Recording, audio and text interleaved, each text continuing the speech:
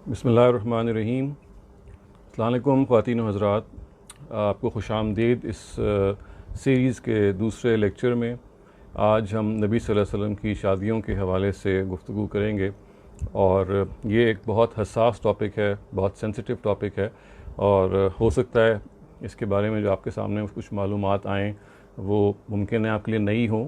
तो मेरी गुजारिश ये है कि जब भी कोई इल्मी बहस होती है, जब भी कोई एकेडमिक तरीके से हम बात करते हैं, तो वहाँ मकसद ये होता है कि हक़ाइक़ पेश किए जाएं और उन हक़ाइक़ के पीछे इस्तदलाल होता है। वो इस्तदलाल सही भी हो सकता है, वो इस्तदलाल गलत भी हो सकता है।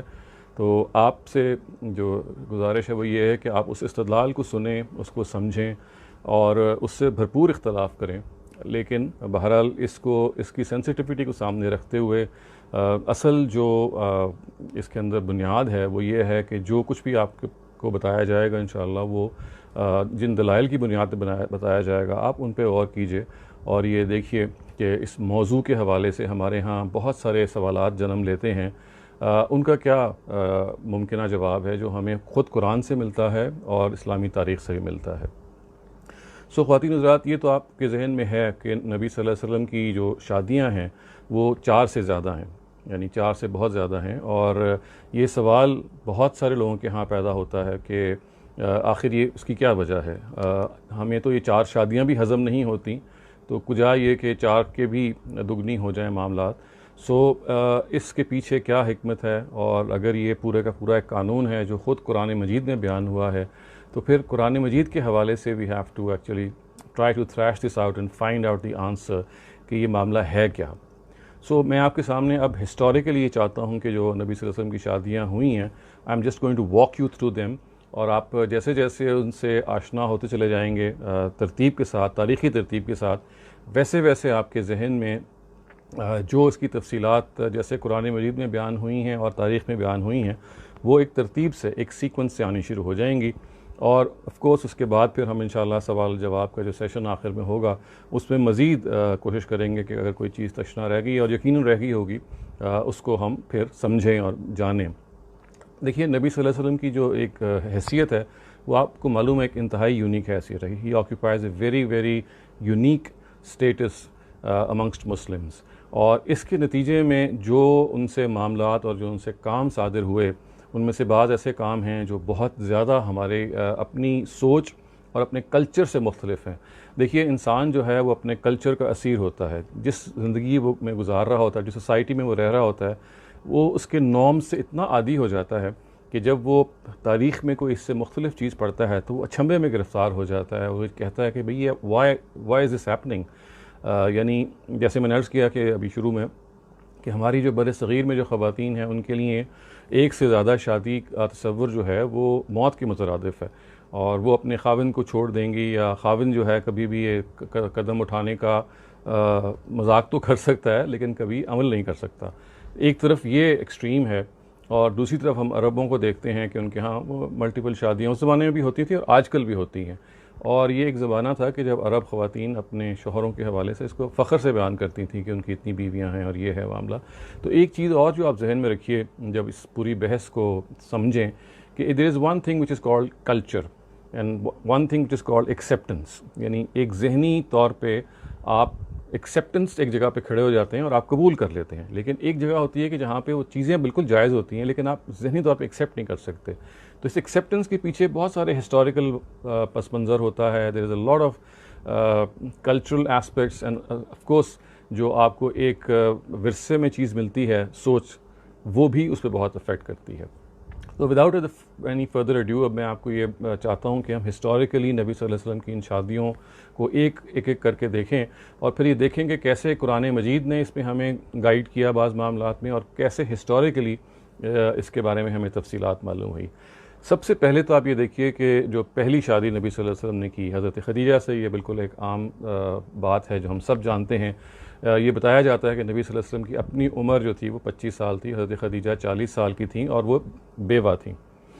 ये हमें मालूम है कि वो पहली जो उनकी शादी हुई, और ये तकरीबन 25 साल तक रही। नबी सल्लल्लाहु अलैहि वसल्लम की उम्र 25 से लेकर 50 के करीब जब पहुँचती है तो हज़रत खदीजा का इंतकाल हो जाता है। इस दौरान में उन्होंने जितने भी नबी सल्लल्लाहु अलैहि वसल्लम की औलाद पैदा हुई, आपके 7 बच्चे पैदा हुए, उनमें से 6 बच्चे वो थे कि जो हज़रत ख़दीजा के बतन से पैदा हुए।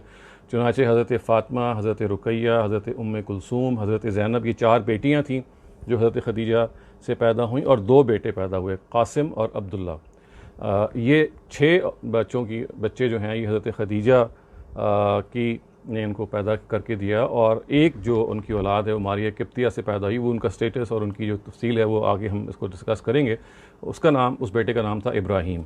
तो आप इससे देख सकते हैं कि हज़रत ख़दीजा की वफ़ात जब हुई है, जब नबी सल्लल्लाहु अलैहि वसल्लम तकरीबन 50 साल के थे, उस वक्त ये औलाद मौजूद थी, 6 बच्चे उनके मौजूद थे, और ये अपनी उम्रों में कुछ बहुत ज़्यादा उम्र उनकी नहीं थी, छोटी छोटी उम्रों में थे। और इस बात की ज़ाहिर है कि ज़रूरत थी कि उन बच्चों के हवाले से कोई देखभाल करे। लेकिन ये अजीब बात है कि नबी सल्लल्लाहु अलैहि वसल्लम ने इसमें कोई इनिशिएटिव नहीं लिया। अब मैं आपको थोड़ा सा हिस्टोरिकल डिटेल बता रहा हूँ कि पहली शादी, अव्वल तो इसमें एक और एलिमेंट देखिएगा कि नबी सल्लल्लाहु अलैहि वसल्लम ने पहली शादी में भी कोई इनिशिएटिव नहीं लिया था।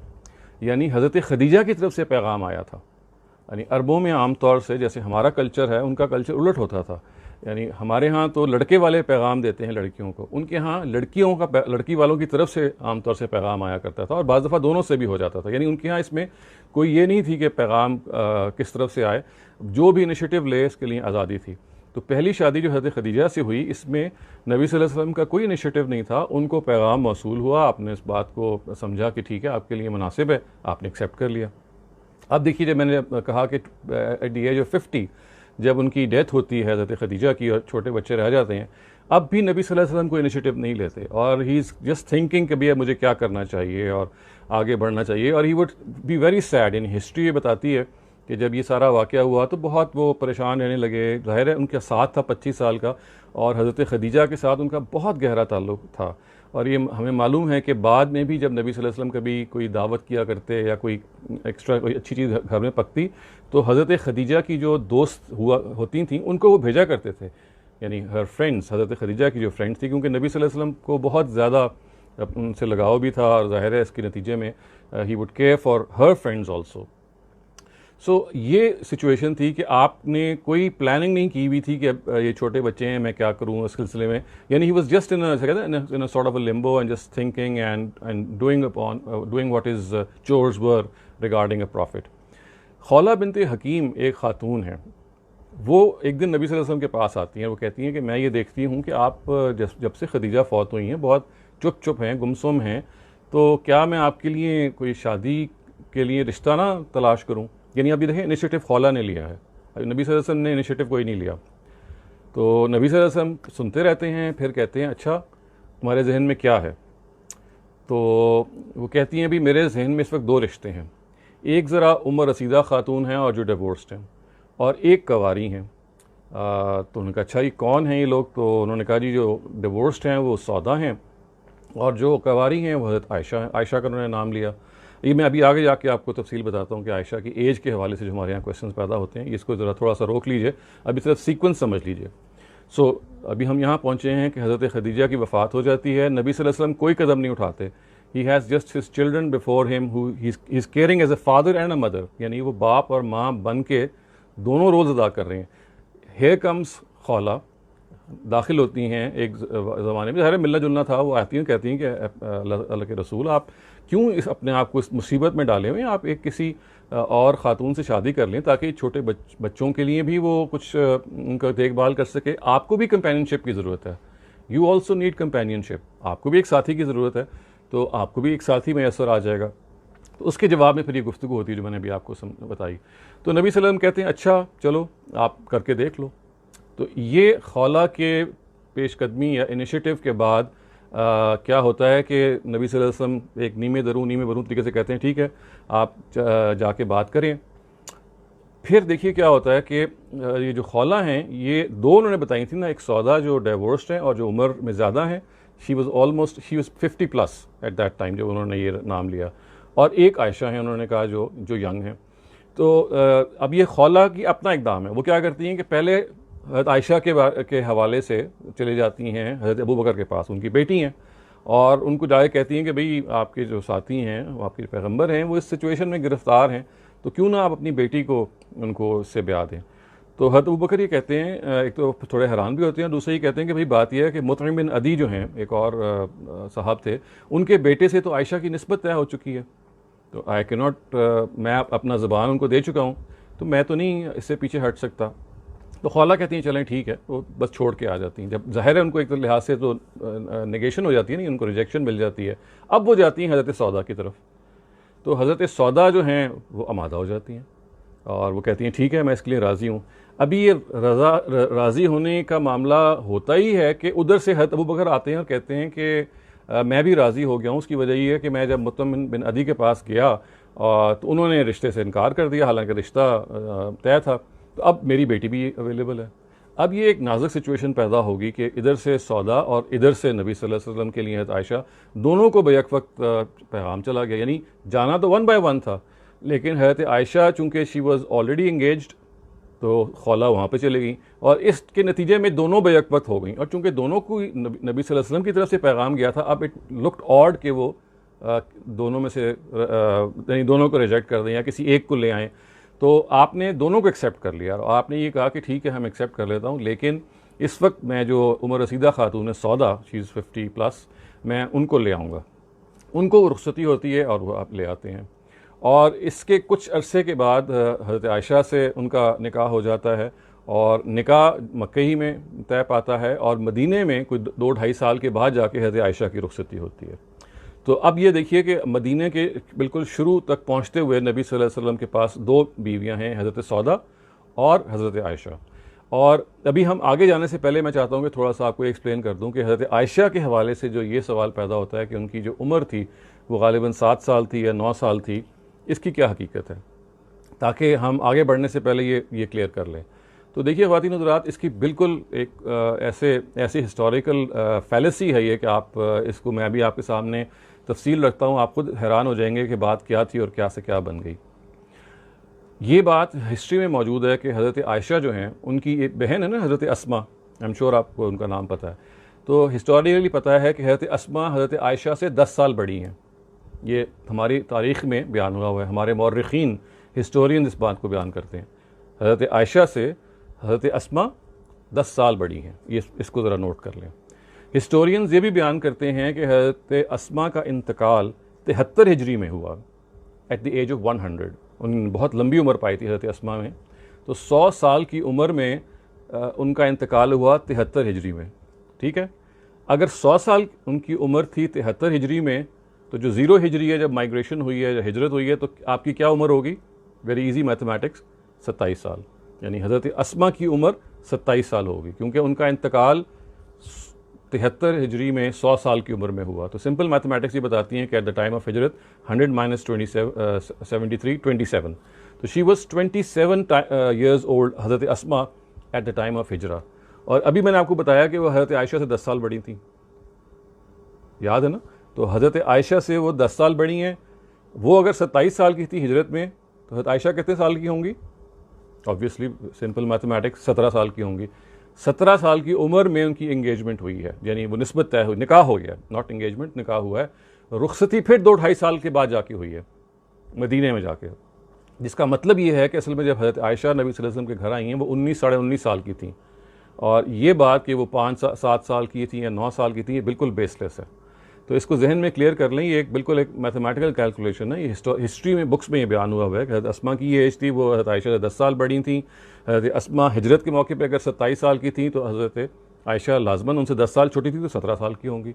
और 17 साल के बाद भी फिर उनको 2 साल और लगे रुखसती होने में, तो 19 साढ़े 19 साल की उम्र में वो नबी सल्लल्लाहु अलैहि वसल्लम के घर आई हैं। इससे पहले हज़रत सौदा आ चुकी थी। तो ये है सिनेरियो अभी तक की जो शादियों का। हज़रत खदीजा फ़ौत हो चुकी हैं और ये 2 बीवियाँ जो हैं वो बिल्कुल इब्तिदाई मदनी दौर में नबी सल्लल्लाहु अलैहि वसल्लम के पास हैं। अब क्या होता है? अब ये होता है कि बदर और ओहद की 2 जंगें होती हैं, आपको मालूम है। बिल्कुल शुरू में 2 हिजरी में बदर है, उसके 1 साल के बाद जाके ओहद हो जाती है। इसमें बहुत सारे मुसलमान जो हैं वो शहीद हो जाते हैं और उनकी जो बेवाएँ हैं और उनके जो यतीम हैं वो मौजूद होते हैं। तो कुरान एक मुहिम चलाता है सूरह निसा के बिल्कुल शुरू में। वो ये कहता है कि इन यतीम, आप लोग शादियां जो करते हो, एक से ज़्यादा आप लोग इजाज़त आपको उनको है, आप करते हैं, तो जहां आप बहुत सारे और कामों के लिए शादियां करते हैं, तो अब आप इन यतीमों की बहबूद के लिए भी क्यों ना शादी कर लें। यानी मुसलमानों से अपील करते हैं कि be a lot of children have become orphans and their wives have become widows. उनकी बीवियाँ बेवाएँ हो गई हैं, बच्चे जो हैं वो ऑर्फन्स हो गए हैं, यतीम हो गए हैं। तो इनकी सरपरस्ती करने के लिए आप इनकी माओं से शादी कर लें, क्योंकि आसान हो जाता है कि अगर आपने यतीमों की सरपरस्ती करनी है तो अलग से सरपरस्ती करना बाज़ मुश्किल होता है। If you take their mothers in wedlock तो आपको उनकी निगहदाश्त करना आसान होगा। तो ये एक अपील है जो कुरान मजीद ने सूरह निसा के शुरू में बिल्कुल की है। अब ये देखिए, ये अल्लाह की तरफ से आ गया पैगाम, यानी अल्लाह की तरफ से मुसलमानों से कहा गया कि आप जब शादियाँ करते हैं एक से ज़्यादा और मकासद के लिए भी करते हैं, तो आइए इस अच्छे मकसद के लिए, इस वेलफेयर के मकसद के लिए भी कीजिए कि कुछ यतीमों के सर पे आप हाथ रख के उनकी माओं से शादी कर लें। ये अपील मुसलमानों से की गई। अब ज़ाहिर है मुसलमानों के सबसे बड़े नुमाइंदे तो नबी सल्लल्लाहु अलैहि वसल्लम हैं, तो he had to take lead in this. तो इसके नतीजे में आपने फिर 2 बेवाओं से फिर शादी की। एक हज़रत हफ्सा हैं जो हज़रत उमर की बेटी हैं, और दूसरी ज़ैनब बिनते खुज़ैमा हैं। अब इस मौके पे नबी सल्लल्लाहु अलैहि वसल्लम की 4 बीवियाँ हैं, और यही 4 बीवियों का कानून इससे पहले नाजिल हुआ था कि आप मुसलमानों को 4 ही की इजाज़त है, क्योंकि इसी सूरह निसा में जहाँ ये बताया गया कि आप यतीमों की माओं से शादी करें, वहाँ ये कहा गया कि इसके लिए 4 से ज़्यादा आप नहीं कर सकते शादियाँ। तो 2 तो उनके पास पहले ही थी, हज़रत आयशा और हज़रत सौदा। तो अब आपके पास सिर्फ 2 की और गुंजाइश थी। तो आपने इस अपील को जैसे कहते हैं ना कि लब्बैक कहते हुए, because he had to respond to God as well. जब खुदा ने सब मुसलमानों से कहा तो नबी सल्लल्लाहु अलैहि वसल्लम वाज आल्सो अमंगस्ट देम। तो आपने 2 बेवाओं से शादी की। दोनों के मामलात वही थे कि उनके शौहर जो थे वो इन जंगों में शहीद हुए थे, और they needed help and their children also needed help. तो ज़ैनब बिनत खुज़ैमा और हज़रत हफ्सा जो हैं, इसके नतीजे में आपकी ज़ौजियत में आ जाती हैं। अब आपके पास 4 हो गई। कुछ अरसे के बाद ज़ैनब बिनत खुज़ैमा का इंतकाल हो जाता है। अब आपके पास 3 बीवियाँ रह गई। फिर आप उसी अपील को आगे बढ़ाते हुए हज़रत उम्मे सलमा से शादी कर लेते हैं। वो फिर एक बेवा हैं, उनके जो शौहर थे वो भी शहीद हो जाते हैं जंग ओहद के अंदर। सो अब फिर नबी सल्लल्लाहु अलैहि वसल्लम के पास 4 ही बीवियाँ हैं। आप आई होप कि आप हिस्टोरिकल सीक्वेंस आपके जहन में है। हज़रत खदीजा सबसे पहली बीवी थी, 25 साल तक वो भी, she was herself a window. 25 साल तक आपकी कंपेनियनशिप रही। उसके बाद इन राइप एज ऑफ 50+, वो भी 50 से ऊपर थे नबी सल्लल्लाहु अलैहि वसल्लम, और थे सौदा भी। आपने जब हज़रत खदीजा भी जब उनकी वफ़ात हुई है, तो हज़रत सौदा जब आई हैं तो शी वॉज ऑल्सो 50+। तो ये वो आई। मैंने आपको बताया कि खौला बिनते हकीम, चूँकि दोनों के पास रिश्ता लेके चली गई थी और इत्तफाक से दोनों ही ने यस कह दिया, तो अब इनकार नहीं किया जा सकता था। तो फिर उसके बाद हज़रत आयशा से शादी हुई, लेकिन it was not at the age of 7 और 9 और वट एवर। शी वॉज जो निकाह के टाइम पे 17 ईयर्स ऑफ एज थी, और रुखसती के वक्त वो 19 साल की हो चुकी हुई थी। फिर जो जंगें होती हैं, इन जंगों में अल्लाह ताला आपको पुश करते हैं, मुसलमानों को पुश करते हैं कि you must marry widows and you must be caretaker of orphans. तो उसके नतीजे में पहले आप शादियाँ करते हैं हज़रत हफ्सा, हज़रत ज़ैनब बिनत खुज़ैमा से, जो दोनों विडोज़ हैं। ज़ैनब बिनत खुज़ैमा का इंतकाल हो जाता है। अब फिर आपके पास 3 बीवियाँ रह गई। तो 4 की चूँकि आपके पास लिमिट मौजूद थी, तो अब आप शादी कर लेते हैं हज़रत उम्मे सलमा से। अब ये 4 शादियाँ यहाँ तक नबी सल्लल्लाहु अलैहि वसल्लम की हो गई हैं। अब यानी आप इस हिस्ट्री के सीक्वेंस को जहन में रखिए, आगे बढ़िए। इसके बाद ये होता है कि मुंह बोले बेटे की बीवी से शादी ना करने की एक रस्म थी अरबों के अंदर। यानी मुंह बोले बेटे का क्या मतलब है? अडॉप्टेड। यानी अगर आपने कोई बच्चा अडॉप्ट कर लिया है तो उसकी जो बीवी है उससे आप शादी नहीं कर सकते थे, इसलिए कि अरबों के यहाँ मुंह बोले बेटे का जो स्टेटस था वो रियल बेटे के बराबर हो कर दिया गया था। उन्होंने ज़रा अच्छी तरह गौर से समझ लें। यानी जो अडॉप्टेड सन था, he was virtually if not exactly the same as your real son. तो रियल सन की तो बीवी से आप शादी कर ही नहीं सकते, ज़ाहिर है आपकी वो बहू है। तो अरबों में ये था कि नहीं, अडॉप्टेड सन का भी यही मामला है। अब ये ज़ाहिर है कि ठीक नहीं था मामला, और ठीक ना होने के नतीजे में ज़ाहिर है कि फितरत इसके मुताबिक नहीं थी। अच्छी प्लानिंग है, मैं अभी आगे जाके आपको एक्सप्लेन करता हूँ। इधर नबी सल्लल्लाहु अलैहि वसल्लम, अभी उनके पास 4 जो उनकी इज़्दिवाज भी उनके साथ है। इस दौरान में जो कुरान मजीद एक गैर मामूली मुहिम चलाता है गुलामों को आज़ाद करने की और ग़ुलामों के स्टेटस को बुलंद करने की। ठीक है, यानी ग़ुलामों को आज़ाद करने की और ग़ुलामों के स्टेटस को बुलंद करने की। इस पर नबी सल्लल्लाहु अलैहि वसल्लम क्या करते हैं? वो कहते हैं कि देखो, अगर मैं ऐसा करूं कि मेरे जो आज़ाद करदा ग़ुलाम हैं, यही जिनके भी ज़ैद बिन हारिसा उनका नाम था, जो उनके मुंह बोले बेटे थे, अगर मैं इनकी शादी अपनी कज़न से करवा देता हूँ तो इनका स्टेटस बेहतर हो जाएगा। इनकी जो कज़न थी नबी सल्लल्लाहु अलैहि वसल्लम की, इनका नाम था ज़ैनब बिनते जहश। इसको आप कंफ्यूज ना कीजिएगा ज़ैनब बिनते खुज़ैमा से। वो पहले वफ़ात पा चुकी हैं और उनकी वफ़ात के बाद नबी सल्लल्लाहु अलैहि वसल्लम हज़रत उम्मे सलमा से शादी कर चुके हैं। तो हज़रत उम्मे सलमा, हज़रत हफ्सा, हज़रत आयशा, और ये 4 मौजूद हैं आपके पास, और 4 ही आपके लिए मैक्सिमम ज़ाहिर है हर मुसलमान के लिए थी। तो अब नबी, ये तो मैंने इससे पहले जो डिटेल बताई की प्लानिंग थी ना कि मुंह बोले बेटे के हवाले से वो अल्लाह ताला क्या चाहते थे, ये अभी अनफोल्ड हो जाएगा। लेकिन इधर नबी सल्लल्लाहु अलैहि वसल्लम ने इंडिपेंडेंट ऑफ एनीथिंग, यानी उस वक्त शादियां ज़ेरे बहस ही नहीं है, ना उनकी अपनी शादी ना कोई और, इंडिपेंडेंट ऑफ एवरीथिंग एक इस मुहिम का हिस्सा बने कि हम किसी तरह से ग़ुलामों का स्टेटस बुलंद करें। और मैंने ख्याल है कि अभी हमने स्लेवरी के इशू पे लास्ट टाइम भी बात की है, और उसमें हमने देखा था कि कुरान मजीद ने कितनी ज़बरदस्त मुहिम चलाई थी स्लेव्स को लिबरेट करने की। उनमें से बहुत सारे इक़दाम किए, उनको अपील की लोगों को, फिर बैतुल माल में उनके लिए एक हेड रखा, फिर ये कहा कि जंगों में जो अब आपके पास लोग आ रहे हैं दे मस्ट बी रिलीज्ड। इसी तरीके से उन शादियाँ करवाई गई। तो बहुत सारे इक़दाम किए गए ग़ुलामी के स्टेटस को और ग़ुलामी को ख़त्म करने के लिए। ये इसी सिलसिले में फिर नबी सल्लल्लाहु अलैहि वसल्लम ने ये प्लान बनाया कि वो अपने मुंह बोले बेटे ज़ैद बिन हारिसा की शादी ज़ैनब बिनते जहश से कर दें। स्लेवरी के बारे में जो एक कॉन्सेप्ट है ना कि भाई ये कोई कमतर लोग होते हैं, ये इससे इस्लाह होगी लोगों की और वो उनको आज़ाद हैसियत में कबूल करना शुरू करेंगे। तो ज़ैनब बिन जहश और ज़ैद बिन हारिसा जो हैं, इनका निकाह नबी सल्लल्लाहु अलैहि वसल्लम के ईमा पे उनकी मर्ज़ी से, और ज़ाहिर है कि दोनों की मर्ज़ी भी इसमें शामिल थी, से हो जाता है। आपकी सजेशन थी, लोग उन्होंने कबूल किया और ये शादी हो गई।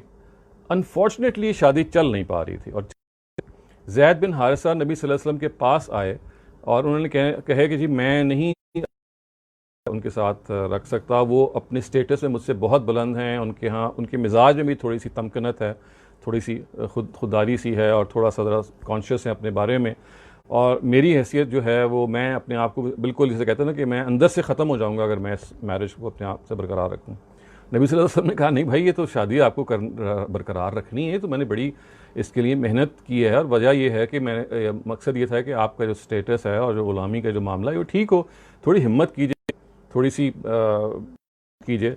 लेकिन ज़ैद बिन हारिसा नहीं कर पाए, और नबी सल्लल्लाहु अलैहि वसल्लम की नसीहत के बावजूद, जो है वो बाप की हैसियत में थे तो नसीहत ही कर सकते थे। ये जब खबर नबी सल्लल्लाहु अलैहि वसल्लम को पहुंची तो ज़ाहिर वो बहुत ही परेशान हुए। उन्होंने कहा इन्ना लिल्लाहि व इन्ना इलैहि राजिऊन, ये क्या मामला है इन्होंने कर दी। कि इसके नतीजे में एक तो जो पूरी स्कीम है वो ख़राब हो जाती है, दूसरा ये हैं उन पे तो एक ऐसा कलंक का मामला हो जाएगा, कलंक का टीका सा लग जाएगा कि भाई she has been divorced by person who was a former slave.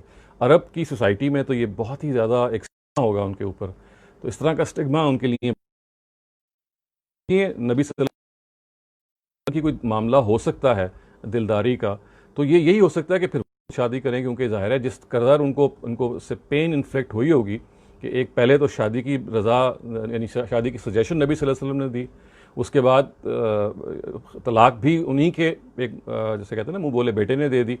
तो this made things very difficult for him.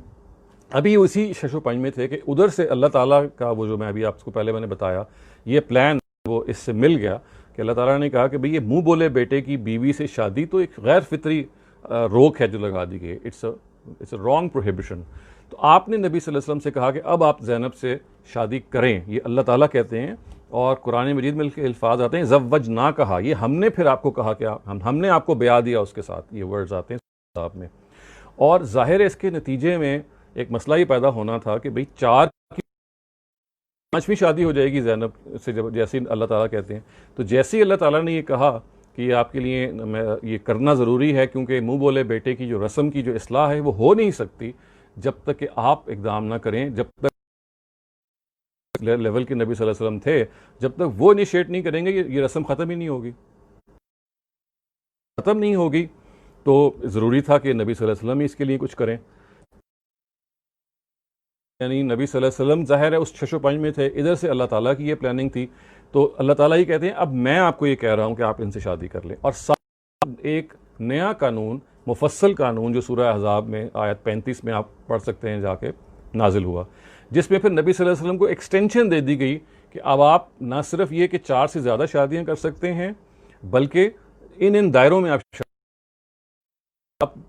नबी और रसूल की हैसियत से आपकी गैर मामूली पोजीशन है और आपको इसकी ज़रूरत पेश आएगी कि कबीलों से आपको मामला करना पड़ेगा। लोग होंगे, जैसे बहुत सारी ऐसी ख़वातीन होंगी जिनकी आपको दिलदारी करनी पड़ेगी, जिसके नतीजे में आपका जो मिशन अगर ज़रूरत है उनको फिर आउटलाइन कर दिया कि 3 तरह की ख़वातीन से अब आप शादी कर सकते हैं, इनके अलावा आप नहीं कर सकते।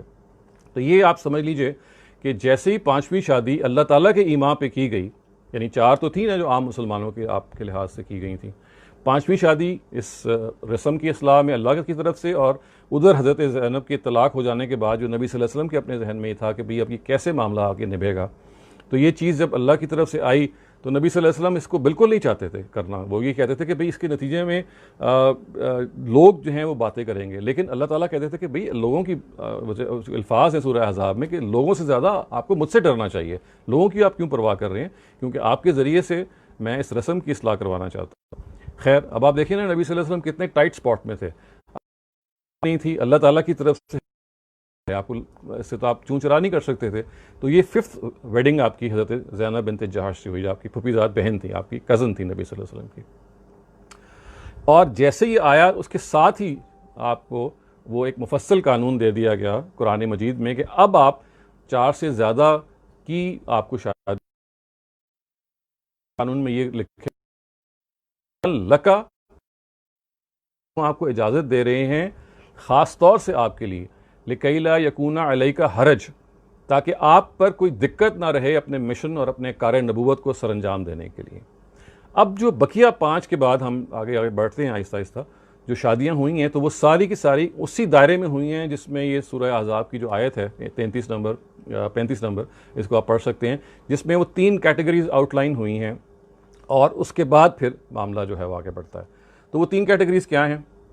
सबसे ये कहा गया कि आपकी वो कज़न्स, फुफीज़ात, मामूज़ात, खालाज़ात, चचाज़ात, जिन्होंने आपके साथ हिजरत की और अपने आप को जान जोखम में डाला, अपने आप को सेक्रीफाइसेस में डाला, तो उनकी दिलदारी के लिए अगर आप शादी करना चाहें और वो भी राज़ी हों और आप ये समझते हैं कि आपके मिशन के लिए ये एक मुफीद चीज़ है, यानी आप ये समझें कि अल्लाह ताला की तरफ से इसके अंदर एक इंकरेजमेंट थी कि आप ये ज़रूर करें, क्योंकि इसके नतीजे में आपकी जो बात है और आपका जो मिशन है वो तक़वियत उस पर पहुँचेगी। तो पहली कैटेगरी क्या थी? पहली कैटेगरी ये थी कि आपकी वो कज़न्स जिन्होंने आपके साथ हिजरत की और मुसीबत सही, सो अल्लज़ीना हाजरना माक के अल्फाज आते हैं, जिन्होंने आपके साथ हिजरत की। तो फुफीज़ाद, और ये गिनवाया गया कि फुफीज़ाद, चचाज़ाद, खालाज़ाद और मामूज़ाद, ये चारों जो कैटेगरीज़ हैं आपके फर्स्ट कज़न्स की, इनमें से आप शादी कर सकते हैं। ये एक कैटेगरी थी।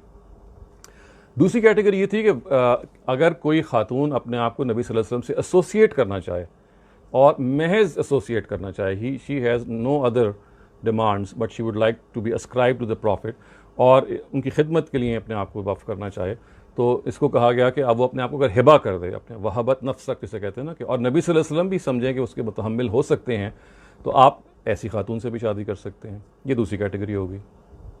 तीसरी कैटेगरी ये थी कि वो आज़ाद ख़वातीन जो जंग में पकड़ी जाएं और उनको नबी सल्लल्लाहु अलैहि वसल्लम ये समझें कि भई अब ये सरदारान की बेटियां हैं, या कोई ऐसी सिचुएशन है कि जहाँ ये इनको आज़ाद तो करना ही करना है और शायद ये वापस भी नहीं जाना आप चाहती, तो वो अगर अपने हवाला अक़द में उनको लेके आना चाहें तो वो इसे वो ला सकते थे। तो मैं फिर आपको याद करवा दूँ कि वो 5वीं शादी जैसे ही ज़ैनब बिन्त जहश के साथ नबी सल्लल्लाहु अलैहि वसल्लम की हुई, तो साथ ही ये दायरा बता दिया गया कि अब आप इसके अलावा भी मज़ीद शादियाँ कर सकते हैं, क्योंकि अब आपकी जो नबूवत की ज़िम्मेदारियाँ वो हैं इस तरह की कि आपको शायद करनी पड़ेंगी। तो वो 3 कैटेगरीज़ थी। एक वो कैटेगरी कि जो आपकी खालाज़ात, फुफीज़ात, चचाज़ात और मामूज़ात थी जिन्होंने आपके साथ हिजरत की। दूसरी वो कि जो अपने आप को एसोसिएट करना चाहें, अपने आप को हिबा करें आपके साथ। और तीसरी वो कि जो जंग में आज़ाद ख़वातीन पकड़ी जाएँ और जिसके बारे में आप ये महसूस करें कि भाई उनका स्टेचर और स्टेटस ऐसा है कि वो आप ही के साथ रहना पसंद करेंगी। तो अब ये देखें, ये 3 कैटेगरीज़ थी। इनके तहत फिर क्या हुआ? इनके तहत उम्मे हबीबा जो हैं ये अबू सुफियान की बेटी हैं। अबू सुफियान जो हैं वो रिश्ते के नबी सल्लल्लाहु अलैहि वसल्लम के चचा हैं, नॉट सगे चचा नहीं, रिश्ते के चचा हैं। तो हज़रत उम्मे हबीबा से नबी सल्लल्लाहु अलैहि वसल्लम ने इसी उसूल पे शादी की जो कि पहली कैटेगरी मैंने बताई थी कि जो कज़न्स हैं, जिसमें कुरान ने कहा था कि आपकी जो कज़न्स हैं जिन्होंने आपके साथ हिजरत की थी। उम्मे हबीबा के जो शौहर थे हमें मालूम है कि वो इस्लाम उन्होंने छोड़ दिया था, वो प्रोसिक्यूशन का भी शिकार हुए और फिर हबशा में वो चले गए थे। और ये निकाह भी नजाशी ने पढ़ाया था इन एब्सेंशिया नबी सल्लल्लाहु अलैहि वसल्लम का। नजाशी ने ये निकाह पढ़ाया था, उम्मे हबीबा से फिर नबी सल्लल्लाहु अलैहि वसल्लम का निकाह हो जाता है। फिर वहाबत नफ्सा का वाली जो दूसरी कैटेगरी है कि जो खातून अपने आप को हिबा करना चाहे, अपने आप को सिर्फ एसोसिएट करना चाहे, तो हज़रत मैमूना जो हैं उन्होंने अपने आप को इस काम के लिए पेश किया और नबी सल्लल्लाहु अलैहि वसल्लम ने महसूस किया कि ठीक है ये मामला हो सकता है। तो ये फिर हज़रत मैमूना जो हैं वो सेकंड कैटेगरी के तहत आपके साथ शादी में आ गई। तीसरी कैटेगरी ये थी कि अगर जंग में आज़ाद ख़वातीन शादी करना चाहें और आप भी करना चाहें तो ये आपके लिए मौजूद था। तो इसके नतीजे में दो ख़वातीन, एक हज़रत जवेरिया जो ग़ज़वा बनी मुस्तलिक में इस तरह से गिरफ़्तार हुई थी, जो सरदार की बेटी थी, और दूसरी हज़रत सफ़िया जो जंग खैबर में गिरफ़्तार हुई थी और वो भी एक सरदार की बेटी थी। उनको नबी सल्लल्लाहु अलैहि वसल्लम ने आज़ाद किया और आज़ाद होने के बाद वो भी उन्होंने इस्लाम एक्सेप्ट किया और अपनी आज़ादाना मर्ज़ी से नबी सल्लल्लाहु अलैहि वसल्लम ने उनको प्रपोज़ किया। तो उन्होंने कहा कि हम ये एक्सेप्ट करते हैं, हम आपके पास रहना चाहते हैं। तो इस तरह से आप देखिए कि वो जो 5 अभी तक हमने देखा था, 4 वो थी हज़रत आयशा, हज़रत सौदा, हज़रत हफ्सा और हज़रत उम्मे सलमा, ये 4 थी। उसके बाद 5वीं ज़ैनब बिन्त जहश थी, ज़ैनब बिन्त खुज़ैमा का इंतकाल हो गया था। 5 ये थी और उसके बाद 4 वो हैं कि जो इन 3 की कैटेगरीज़ में आई हैं। वो 4 कौन सी हैं? एक उम्मे हबीबा हैं जो पहली कैटेगरी के लिहाज से आई हैं, दूसरी मैमूना हैं जो दूसरी कैटेगरी के लिहाज से आई हैं, और तीसरी और चौथी कौन है? हज़रत जवेरिया और हज़रत सफ़िया जो तीसरी कैटेगरी के लिहाज से आई। तो ये 9 आप समझ लीजिए। इस तरीके से नबी सल्लल्लाहु अलैहि वसल्लम का मामला हुआ। अच्छा, एक और आप बात जब जानिए कि जब नबी सल्लल्लाहु अलैहि वसल्लम को ये कहा गया कि आप अब अपनी नबूवत की ज़िम्मेदारियों की वजह से 4 से ज़्यादा शादियाँ कर सकते हैं और ये एक आपकी जो मिशन है उसके लिए ज़रूरत है, तो कुछ पाबंदियाँ आप पे लगा दी गई। एक पाबंदी तो आपको ये लगा दी गई कि आप इस दायरे से बाहर शादी ही नहीं कर सकते। यानी जो दायरा है ना, ये जो अभी मैंने 3 आपको कैटेगरीज बताई, beyond this he could not marry. और अल्फाज क्या आए हैं? वलाउ आजबा का हुस्न हुन्ना, अगर किसी खातून का हुस्न ही क्यों ना आपको बहुत अच्छा लगे, जिससे ख़ुद ये एक बात मालूम हो जाती है कि हुस्न जो है ख़वातीन का या एक नस्वानी हुस्न होता है जो इंसान को अट्रैक्ट करता है, this itself also becomes a cause of marriage. बनता है ये, इसमें कोई बुरी बात नहीं है कि हम ये कहें कि भाई शक्ल अच्छी होनी चाहिए और हमें शक्ल पसंद है तो उसकी बुनियाद पर हम शादी करें। तो ये ख़ुद कुरान मजीद ने कहा है कि वलाउ आजबा का हुस्न हुन्ना। ये एक पाबंदी ये थी। और दूसरी पाबंदी ये लगा दी गई कि आप इनमें से किसी बीवी को तलाक नहीं दे सकते, तब्दील नहीं कर सकते, क्योंकि ये इनका स्टेटस नबी सल्लल्लाहु अलैहि वसल्लम का की जो बीवियों का जो स्टेटस है वो अल्लाह ताला ने मुसलमानों की माओं का बना दिया था।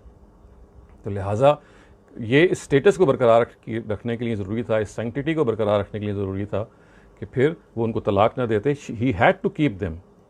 और फिर एक रिस्ट्रिक्शन उनकी कम कर दी गई, यानी ये रिस्ट्रिक्शन लगा दी गई क्योंकि ये मामला एक स्पेशल था। और वो क्या की गई कि अदल की शर्त ख़त्म कर दी गई। यानी पहले ये था ना कि 4 बीवियां अगर होंगी तो ये ज़रूरी है कि आप 4 भी रखें और अदल भी होना चाहिए। इस केस में ये था कि चूंकि ये काम नबी सल्लल्लाहु अलैहि वसल्लम अपने लिए तो कर नहीं रहे, अपने लिए तो नहीं कर रहे, ये तो कार नबूवत के लिए, नबूवत के मिशन के लिए कर रहे हैं। तो खुदावंद ताला ने कहा कि ठीक है, क्योंकि इतनी मल्टीपल वाइफ्स के बाद फिर ये पॉसिबल नहीं है अदल करना। आपने कहा कि ठीक है, इनमें से फिर आप जिसको चाहें अपने पास रख सकते हैं, जिसको चाहें फिर आप कुछ अरसे के लिए साइड पर रख सकते हैं। साइड से मुराद ये कि थोड़ा सा टाइम किसी और के साथ गुजार सकते हैं, और ज़्यादा टाइम किसी के साथ गुजार सकते हैं, और फिर जिसके साथ कम टाइम गुजारा है उसको दोबारा बुला भी सकते हैं। लेकिन इस मामले में ये जो अदल की जो शर्त है ये ख़त्म कर दी गई। तो ये वो पूरा का पूरा आप कह लीजिए, I have just walked you through this historical passage, आप कह लीजिए, जिसमें नबी सल्लल्लाहु अलैहि वसल्लम की शादी हज़रत खदीजा से लेके आखिर जब शादी हुई है, बिल्कुल जो इन जंगों के नतीजे में आप कह सकते हैं इनको पूरा कर दिया गया। इसमें आप देखिए कि सिर्फ़ एक हज़रत आयशा हैं जो कवारी हैं, जिनका ज़िक्र आता है कि वो she was a virgin when she married the profit. बाकी जितने भी हैं या वो डिवोर्सीज़ हैं या वो विडोज़ हैं, बाकी जितनी भी हैं। तो ये देख लीजिए कि और 50 साल की उम्र the prime of his age, ज़ाहिर है 25 से लेकर 50 साल या 52 साल तक आपने एक शादी रखी, और यही वो एज होती है जब इंसान ज़ाहिर है he is in the prime of his youth. लेकिन आपने, और मैंने जैसे अर्ज़ किया कि जब हज़रत खदीजा फौत होती हैं तो नबी सल्लल्लाहु अलैहि वसल्लम बस शशो पंज में होते हैं, मैं क्या करूँ। कभी उन्होंने ये निश्चित नहीं लिया किया कि वो आगे शादी करेंगे। तो हज़रत खौला आई और उन्होंने आगे बढ़ाया, तो आपने सोचा चलो ठीक है हम इस तरह से कर लेते हैं। तो अच्छा, इससे एक और बात भी आपके सामने अब आ जानी चाहिए, और वो ये है कि वो तो 3 कैटेगरीज मैंने गिनवाई थी, इन 3 कैटेगरीज में अगर कोई फॉल नहीं करता तो वो आपकी बीवी की हैसियत से नहीं आ सकता। ठीक है, मारिया किप्तिया के बारे में अब आप इसी से अंदाज़ा लगा लीजिए, जो हमने पिछली दफ़ा भी डिस्कशन की और आपको थोड़ी सी मुश्किल भी पेश आई हुई समझने में। वो इन तीनों में से कहीं फॉल नहीं करती, लिहाजा उनसे आप शादी कर ही नहीं सकते थे। ना वो जंग में पकड़ी गई, ठीक है, एक कैटेगरी होती ना उन्होंने अपने आप को हिबा किया, एक कैटेगरी हो सकती थी, और ना वो नबी सल्लल्लाहु अलैहि वसल्लम की कज़न थी, फर्स्ट कज़न। तो वो 3 ही कैटेगरी थी ना जिनको आप एक्सटेंशन में 4 के अलावा जो आपको एक्सटेंशन दी गई शादी कर सकते थे। तो all these 3 categories she didn't fall in either of these categories, she does not fall.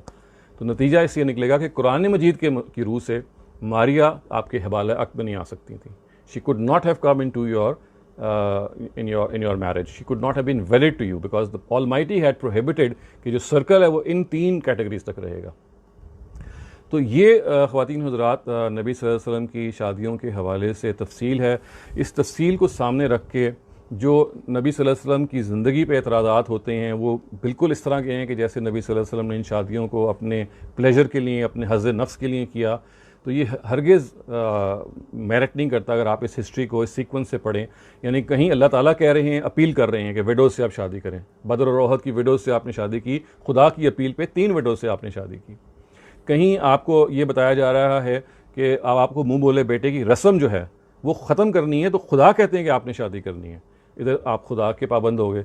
फिर आपको कहा गया कि अगर आपने अपने मिशन को आगे बढ़ाना है, उस मिशन की ज़रूरत होगी, तो अगर आप ये इन 3 कैटेगरीज़ में आपको कोई खातून नज़र आए, ठीक है, डिस्क्रेशन तो आपकी थी, लेकिन अल्लाह ताला का इंदिया शामिल था कि अल्लाह ताला कह रहे थे आप ज़रूर करें। यानी इस तरह कहते हैं ना कि एक लिहाज से इनकरेज किया गया। तो ये देखें कि नबी सल्लल्लाहु अलैहि वसल्लम was on the receiving end from God. और ये देखिए, मैंने आपको पहले भी बताया कि हज़रत ज़ैनब बिन्त जहश से जब उन्होंने शादी की, जो उनके मुँह बोले बेटे की बीवी थी, तो वो नबी सल्लल्लाहु अलैहि वसल्लम दिल में डर रहे थे, कह रहे थे कि भाई मैं ये काम करूँगा तो लोग क्या कहेंगे। तो खुदा ने क्या कहा कि वल्लाहु अहक्कु अन तख्शा, कि अगर आप लोगों से ना डरें, खुदावन ताला इससे ज़्यादा वो हैं मुस्तहिक कि आप उनसे डरें, ये मेरा हुक्म है।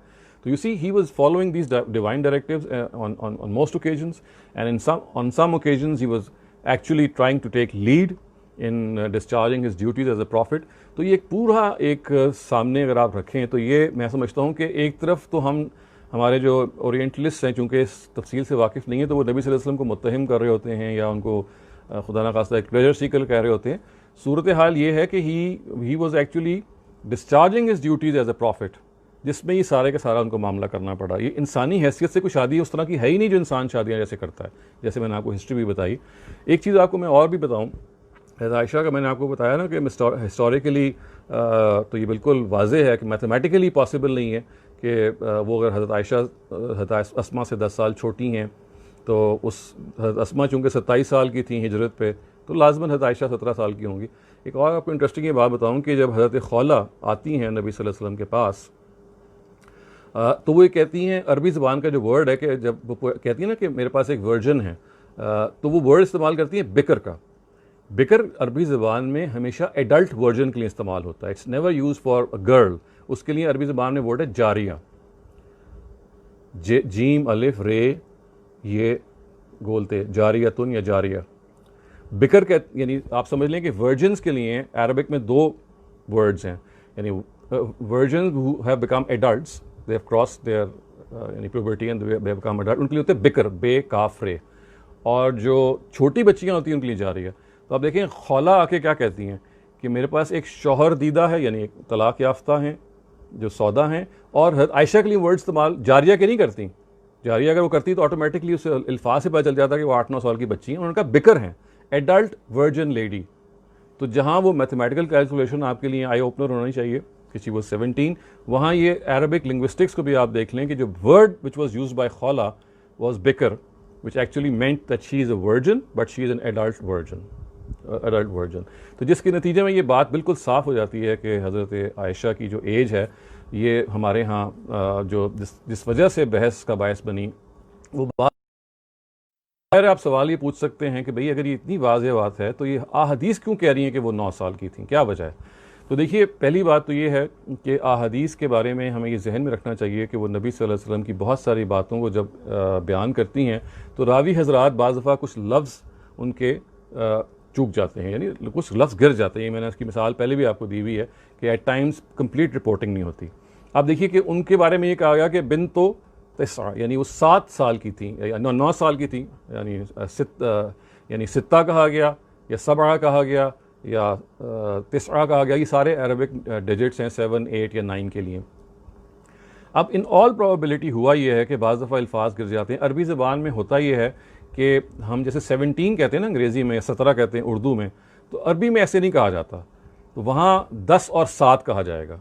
यानी मैं ये कहूँगा ना कि मेरी उम्र 17 साल है, तो जो वर्ड्स मैं अरबी में ऐसे लिखूँगा कि सित्ता व अरबा, यानी ये 16 के लिए होगा 6 और 10, तो 6 और 10 तो 16 होते हैं ना, तो वहाँ पे डिजिट्स को ब्रेक करके लिख लिया जाता है।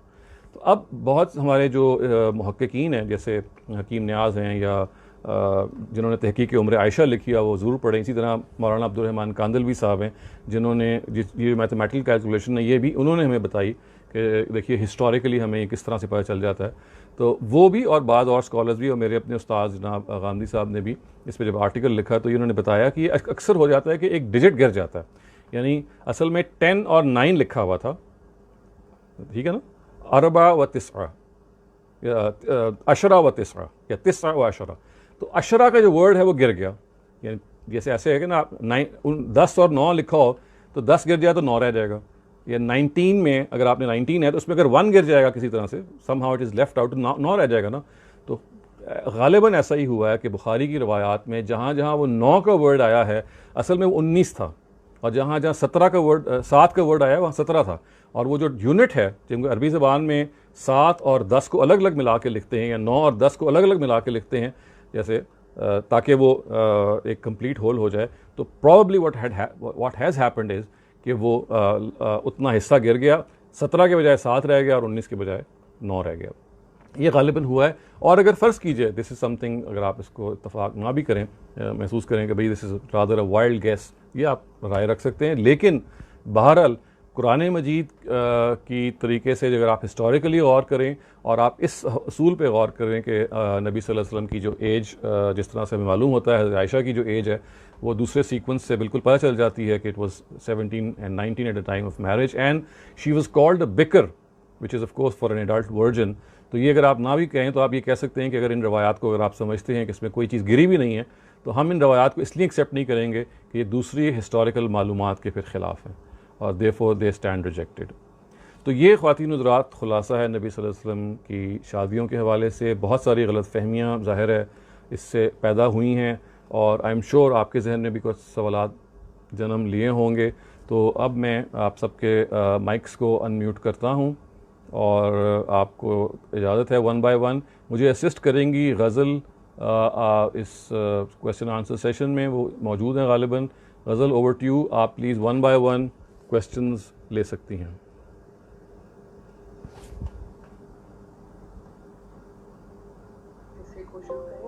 कुछ हाउसकीपिंग रूल्स मैं शेयर करना चाहूँगी पार्टिसिपेंट के साथ। पहली चीज़ कि हर पार्टिसिपेंट सिर्फ एक ही सवाल पूछ सकता है शुरू में। अगर आखिर में हमारे पास और टाइम हुआ तो we will facilitate more questions. दूसरी बात ये कि प्लीज़ ख्याल रहे सवालात सिर्फ आज ही के टॉपिक से रिलेटेड हों और जिस तरतीब में आप लोगों ने हाथ रेस किए हैं उसी तरतीब में मैं आपके नाम कॉल करूँगी। सबसे ज़रूरी चीज़ कि आप अपना सवाल पूछने के बाद प्लीज़ अपना माइक ज़रूर म्यूट कर दीजिएगा, क्योंकि उसके बाद बाकी सुनने वालों के लिए डिस्टर्बेंस क्रिएट होती है अगर आप अपना माइक म्यूट ना करें। तो सबसे पहले रफ़िया ख्वाजा साहिबा ने हाथ रेस किया है, तो रफ़िया आप प्लीज़ अपना माइक अनम्यूट कीजिए और सवाल पूछिए। अस्सलाम वालेकुम डॉक्टर सराब, मेरा ये सवाल है कि आपने कहा था कि the prophet was allowed to marry in the 3 categories. Did he have to और was he given a choice if he didn't want to? और दूसरा ये कि मारिया किप्तिया इन 3 कैटेगरीज के हिबा में नहीं पूरी आती? एंड लास्ट ये नहीं, एक देखें, सॉरी, देखिए अभी आपके सामने अनाउंसमेंट हुई है, 1 क्वेश्चन। आप मुझे एक सवाल बताइए, कौन सा आप पूछना चाह रही हैं? मैं ये पूछना चाह रही हूँ कि जी ये जो 3 कैटेगरीज में अलाउड थे, तो इसमें मारिया किप्तिया हिबा में फिट इन करती हैं? कि आपने कहा था कि अगर वो अपने आप को ऑफर करे कि I want to be associated with the prophet, तो would it work that way? नहीं, वो तो जो कैटेगरी बयान हुई है वो आज़ाद ख़वातीन के लिए हैं, ये तो लॉन्डी थी और इनको हिबा तो उन्होंने किया ही नहीं, और ये तो एक तोहफे में एक किंग ने उनको भेजा था। तो वो जो कैटेगरी है it was meant for women who were all non slaves, इस वजह से वो उसमें फिट नहीं होती।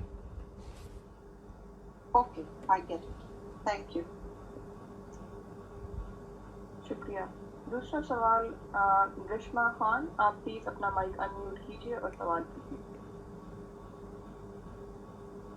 अस्सलाम वालेकुम डॉक्टर शहजाद साहब। वालेकुम सलाम। बेसिकली मेरा सवाल लास्ट सेशन से है। तो अभी अनाउंसमेंट के जरिए ये कहा गया है कि हम इसी सेशन से रिलेटेड क्वेश्चन पूछ सकते हैं।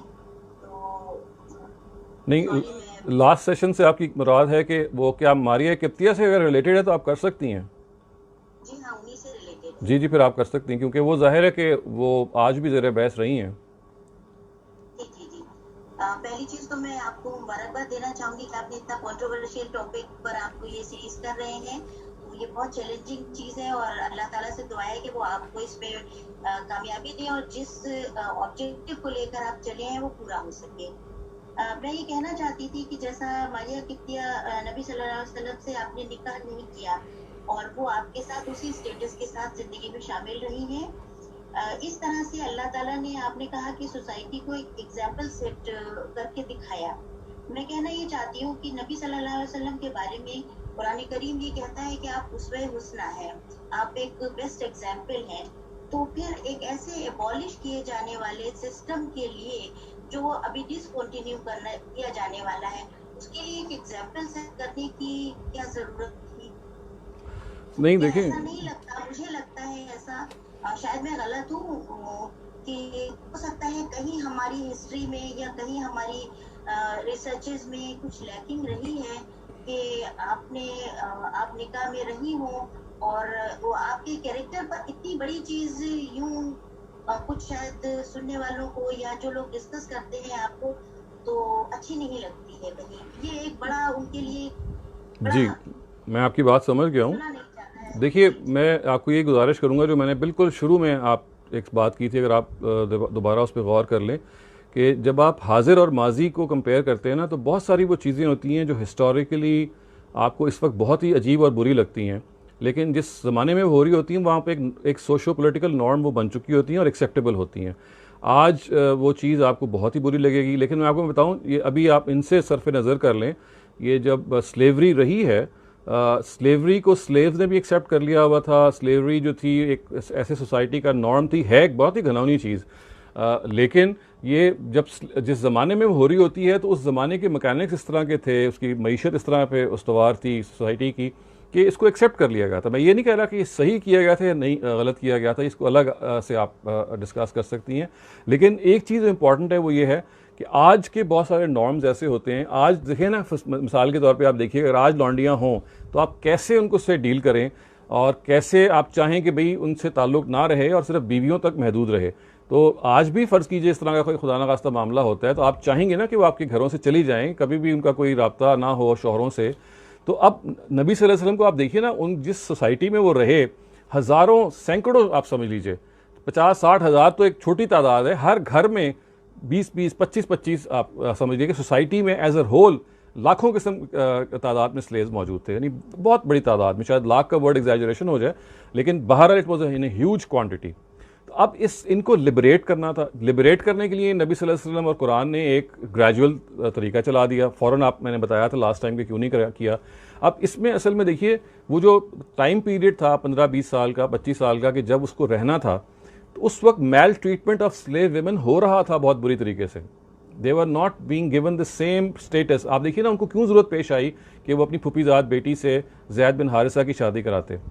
इसीलिए उनको पेश आई कि उनका ये ख्याल था कि भाई इनका स्टेटस कोई नहीं है, इनका कोई परेशानी, समझ लीजिए ऐसे कि जैसे इंडिया में इस वक्त शूद्रास का स्टेटस है, अनटचेबल्स हैं, जिनको लोग इंसान ही नहीं समझते, और ये एक तरफ है, और दूसरी तरफ उनकी अखलाकी हालत इस तरह की है कि वो हर तरह की बुरे काम कर रही थी, वो ख़वातीन, वो पेशा करती थी, वो प्रोस्टिट्यूशन का सारा मामला करती थी।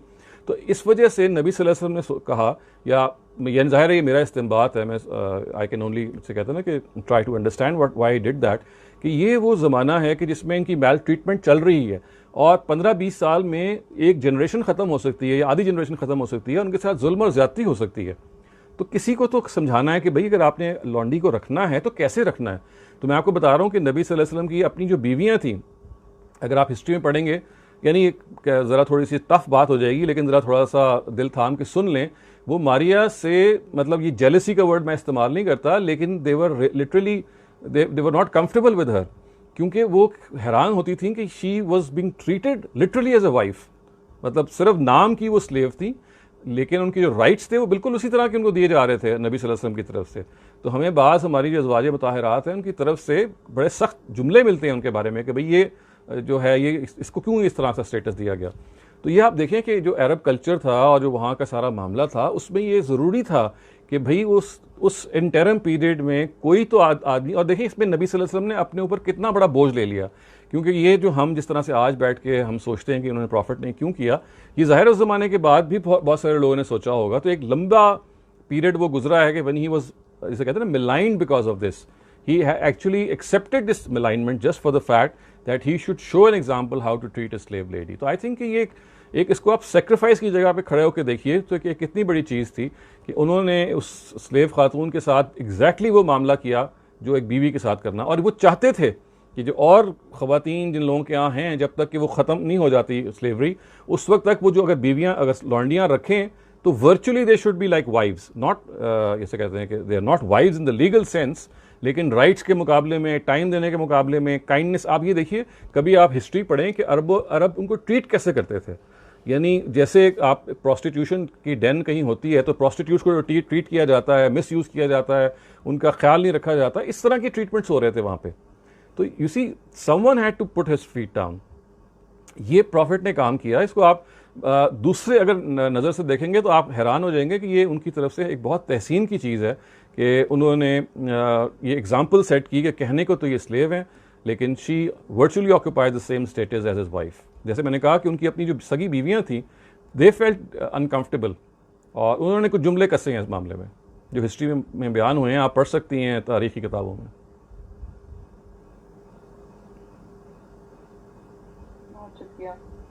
नेक्स्ट सवाल फहद इकबाल साहब की तरफ से है, प्लीज अनम्यूट योर माइक और अपना सवाल पूछिए।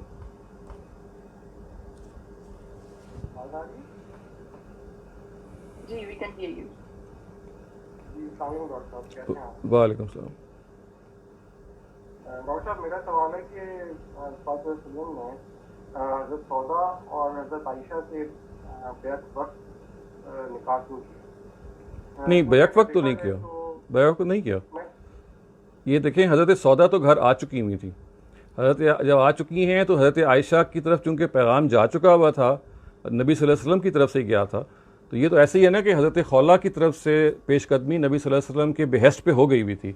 आपने तो एक ही शादी करनी थी इनमें से किसी एक को, लेकिन ये एक्सीडेंटली इस तरह का मामला हुआ कि दोनों की तरफ से प्रपोजल्स हो गए। और हज़रत अबू बकर, आप देखें, आपके सबसे बड़े साथी हैं मिशन के, जब उन्होंने एक्सेप्ट कर लिया तो अब ये प्रॉफिट के लिए किसी तरह से भी मुनासिब नहीं था कि वो इसको नेगेट करते या ये कहते कि नहीं मैंने तो सौदा को चूज़ कर लिया। उन्होंने सिर्फ एक काम किया, उन्होंने कहा कि ये इनको मैं पहले लेके आऊँगा बिकॉज आई नीड हर मोर, यानी ऑब्वियसली हम जो समझ सकते हैं कि छोटे बच्चे थे and she was a ripe old lady, और आयशा से मैं अभी नहीं करूँगा। तो आयशा 3 साल बाद आई उनके घर, हज़रत सौदा के 3 साल बाद। लेकिन सर वो रिश्ता वापस भी तो ले सकते थे ना, और ये देखें, आप आज के माहौल में बैठे हुए बात कर रहे हैं। पहली बात तो ये कि नहीं लिया, तो इसके पीछे ज़ाहिर है कि नबी सल्लल्लाहु अलैहि वसल्लम के पास एक बहुत बड़ा जवाज़ यही था ना कि उनके सबसे करीबी साथी की तरफ से ये यस हो गया था। नो करने का मतलब असल में अब ये था कि आप उनकी एक बहुत बड़ी हद तक कर रहे हैं। तो अल्लाह ताला के जो नबी हैं वो इन बहुत बारीक चीज़ों का भी बहुत ख्याल रखते हैं। तो इस वजह से नबी सल्लल्लाहु अलैहि वसल्लम अव्वल तो है ना, कोई ऐसी चीज़ उन्होंने की नहीं कि जो किसी शरन लिहाज से गलत हो, उन्होंने तो एक ही के लिए कहा था।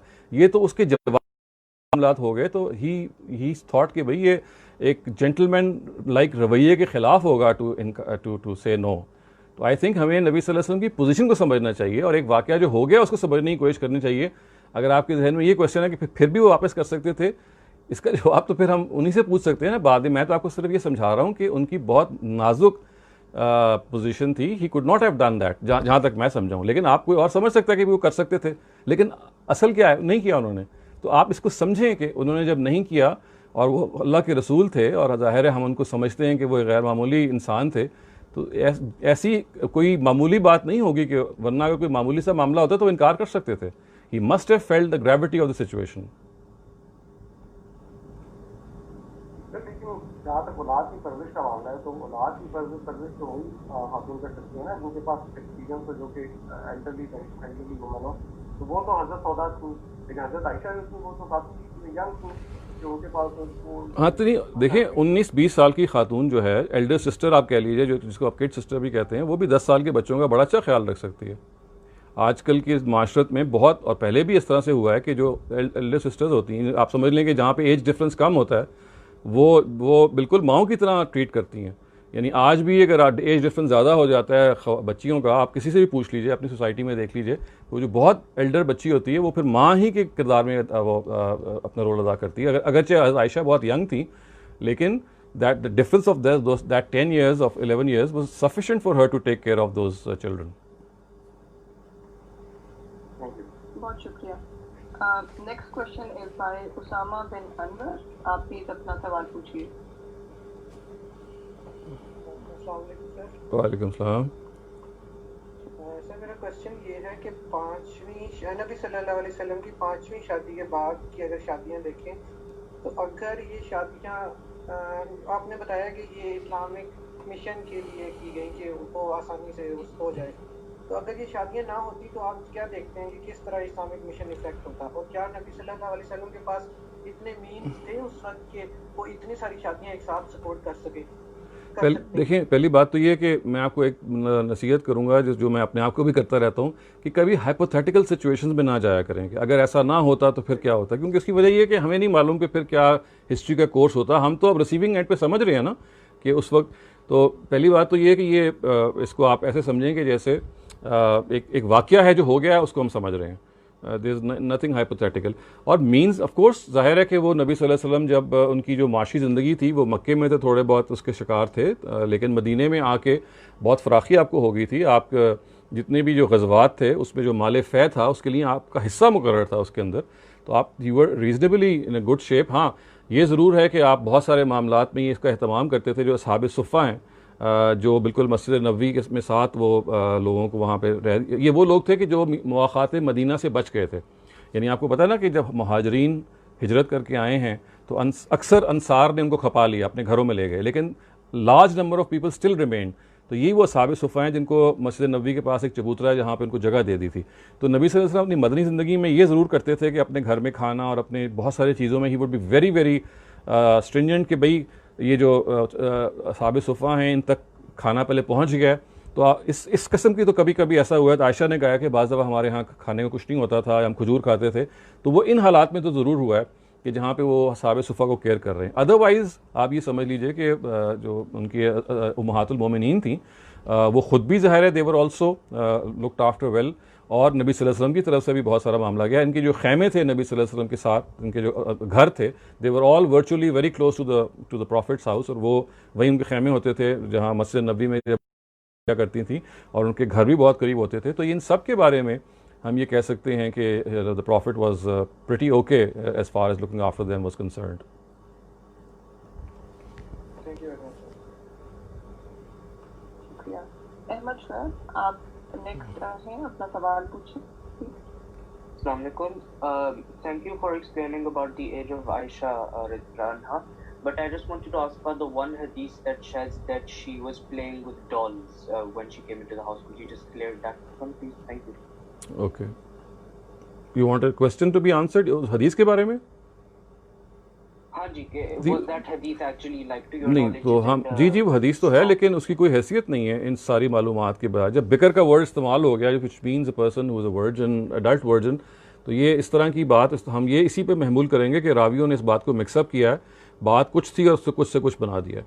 असल में देखिए, हदीस के बारे में जहन में रखिए, हम जैसे ही हदीस पढ़ते हैं तो हमारा ख्याल होता है कि जैसे ये नबी सल्लल्लाहु अलैहि वसल्लम की कोई ऑब्जर्वेशन बयान हुई है या उनका कोई ओपिनियन बयान हुआ, ऐसा नहीं होता। मोर ऑफन देन नॉट लोग एक चीज़ को देख के रिपोर्ट कर रहे होते हैं, और दरमियान के जो बहुत सारे वास्ते हैं, at times they just distort what had actually been originally reported और सेड। तो इस वजह से ये ज़रूरी है कि बाकी हिस्टोरिकल मालूमात और कॉमन सेंस की बहुत सारी चीज़ों को सामने रख के भी इस पूरे के पूरे मामले का जायज़ा लिया जाए। तो उस रवायत को फिर जैसे कि वो है तस्लीम नहीं किया जा सकता। Okay, thank you. शुक्रिया। अस्मा खालिद, आप अपना सवाल कीजिए, अपना माइक भी अनम्यूट कीजिएगा। Thank you. अस्सलाम वालेकुम डॉक्टर साहब। मुझे ऐसे लगता है जैसे आपकी बात सुन के, और वैसे भी, कि हज़रत हारिस का जो स्टेटस था वो अडॉप्टेड सन का बाद में रहा और पहले एक गुलाम का ही रहा। आई मीन कि उनकी बेगम के भी जहन में और बाकी लोगों के भी जहन में कि वो पहले एक गुलाम थी और बाद में अडॉप्टेड सन थे। अब जिस तरह आजकल हम अडॉप्शंस करते हैं तो उसमें अडॉप्टेड बेटा या अडॉप्टेड बेटी तो बिल्कुल वैसी होती है जैसे आपकी अपनी औलाद हो। तो उस सिलसिले में अब आप देखें कि अडॉप्टेड औलाद के स्पाउस से शादी करना तो बहुत ही एक ऑकवर्ड सा लगता है, मतलब कि नेचुरल नहीं लगता, इट्स वेरी अजीब सा लगता है। जी जी, पहली बात तो ये कि बिल्कुल आप ठीक कह रही हैं, और ये इसका मतलब ये नहीं कि आप लाजमन ये काम करना ही शुरू कर दें, सिर्फ ये है कि दरवाज़ा खुला रहना चाहिए। यू सी, एक ये है कि आप अडॉप्टेड सन के बारे में ये कहें कि इसकी बीवी से आप शादी ही नहीं कर सकते, नहीं, हम कहेंगे कर सकते हैं, लेकिन ये मौका शायद कभी पेश ही ना आए। लेकिन अरबों में चूंकि वो एक स्टैंड पॉइंट बन गया था और उसके नतीजे में शरीयत का हिस्सा बनता चला आ रहा था, तो that had to be broken, की बताया जाए कि भाई ये असल बेटा ही वो बेटा होता है। और अडॉप्शन के बारे में आपको एक और बात बताऊं, अडॉप्शन भी दो तरह की होती है। एक ये होती है जब वो बच्चा आपका फॉस्टर चाइल्ड बन जाता है, मतलब माँ अगर दूध पिला देगी तो वो तो फिर असल बेटा बन जाएगा। उस केस में तो फिर वही अहकाम होंगे जो असल बेटे के हैं, उसकी बीवी भी जायज़ नहीं होगी। ये अडॉप्शन वो नहीं है। ये अडॉप्शन वैसी होती है जैसे आप कहते हैं ना कि जिसके लिए प्रॉपर वर्ड वही है उर्दू में, मुंह बोला, जिसमें कोई रज़ाई ताल्लुक कायम नहीं हुआ, कोई दूध का ताल्लुक, फॉस्टर ताल्लुक कायम नहीं हुआ, but you just adopted a person just. और ये नबी सल्लल्लाहु अलैहि वसल्लम के ग़ुलाम रहे हैं, इनको नबी सल्लल्लाहु अलैहि वसल्लम ने आज़ाद किया है। आज़ाद जब किया तो इनके चचा और उनके वालिद इनको लेने आए हैं, और प्रॉफिट ने कहा भी तुम्हारी मर्ज़ी है, आप, मैंने तो तुम्हें आज़ाद कर दिया है। तो ही हिमसेल्फ सेड कि नहीं, मैं I would like to stay. So इसलिए ये ज़ैद बिन हारिसा का जो मामला है, ये मैं एक और चीज़ से आपको पहले मिक्सअप कर गया। अनस बिन मालिक बिन अनस और इनका जो मामला है, इनको आप अलग रख दीजिए। हज़रत अनस जो हैं वो भी इसी तरह से हज़रत नबी सल्लल्लाहु अलैहि वसल्लम के एक लिहाज से खादिम ख़ास हैं। लेकिन ये जो चीज़ मैंने आपको बताई ज़ैद बिन हारिसा की, ये मैंने जैसे अर्ज़ किया कि it was basically something with the almighty. खुदा ये चाहते थे कि ये दरवाज़ा जो कि बंद कर दिया गया है, इसको खोल के रखा जाए। किसी वक्त भी कोई इमरजेंसी की जरूरत पड़ सकती है। Not that it was encouraged, not that it's going to happen very commonly, ज़ाहिर है अक्सर ऐसा नहीं होगा, लेकिन कभी ये देखें ना, ये ज़रूरत पड़ गई ना कि हज़रत ज़ैनब के मामले में जब ज़ैद बिन हारिसा ने इनको डिवोर्स दी, now the only way out to console her would have been कि प्रॉफिट इनको मैरी करें, क्योंकि जिस दर्जे में उस वक्त उनका स्टिग्मा उनको लग गया हुआ था, जो उनकी बेइज्जती एक लिहाज से हो गई हुई थी अरब सोसाइटी में, उसका अगर कोई जैसे कहते हैं ना कि कॉम्पनसेशन थी, तो वो ये थी कि प्रॉफिट खुद शादी करते। तो आप देखें ना कितनी एक नाजुक सिचुएशन पैदा होगी। अगर वो हुक्म बाकी रहता तो ये ज़ैनब भी टूट फूट जाती, गुलामी का सारा जो एक इम्पटस चल रहा था लिबरेट करने का, उसको भी बहुत ज़्यादा नुकसान पहुंचता। तो आप इससे अंदाज़ा लगाएं, ये है तो एक जायज़ चीज़, लेकिन it's going to happen in very rare circumstances.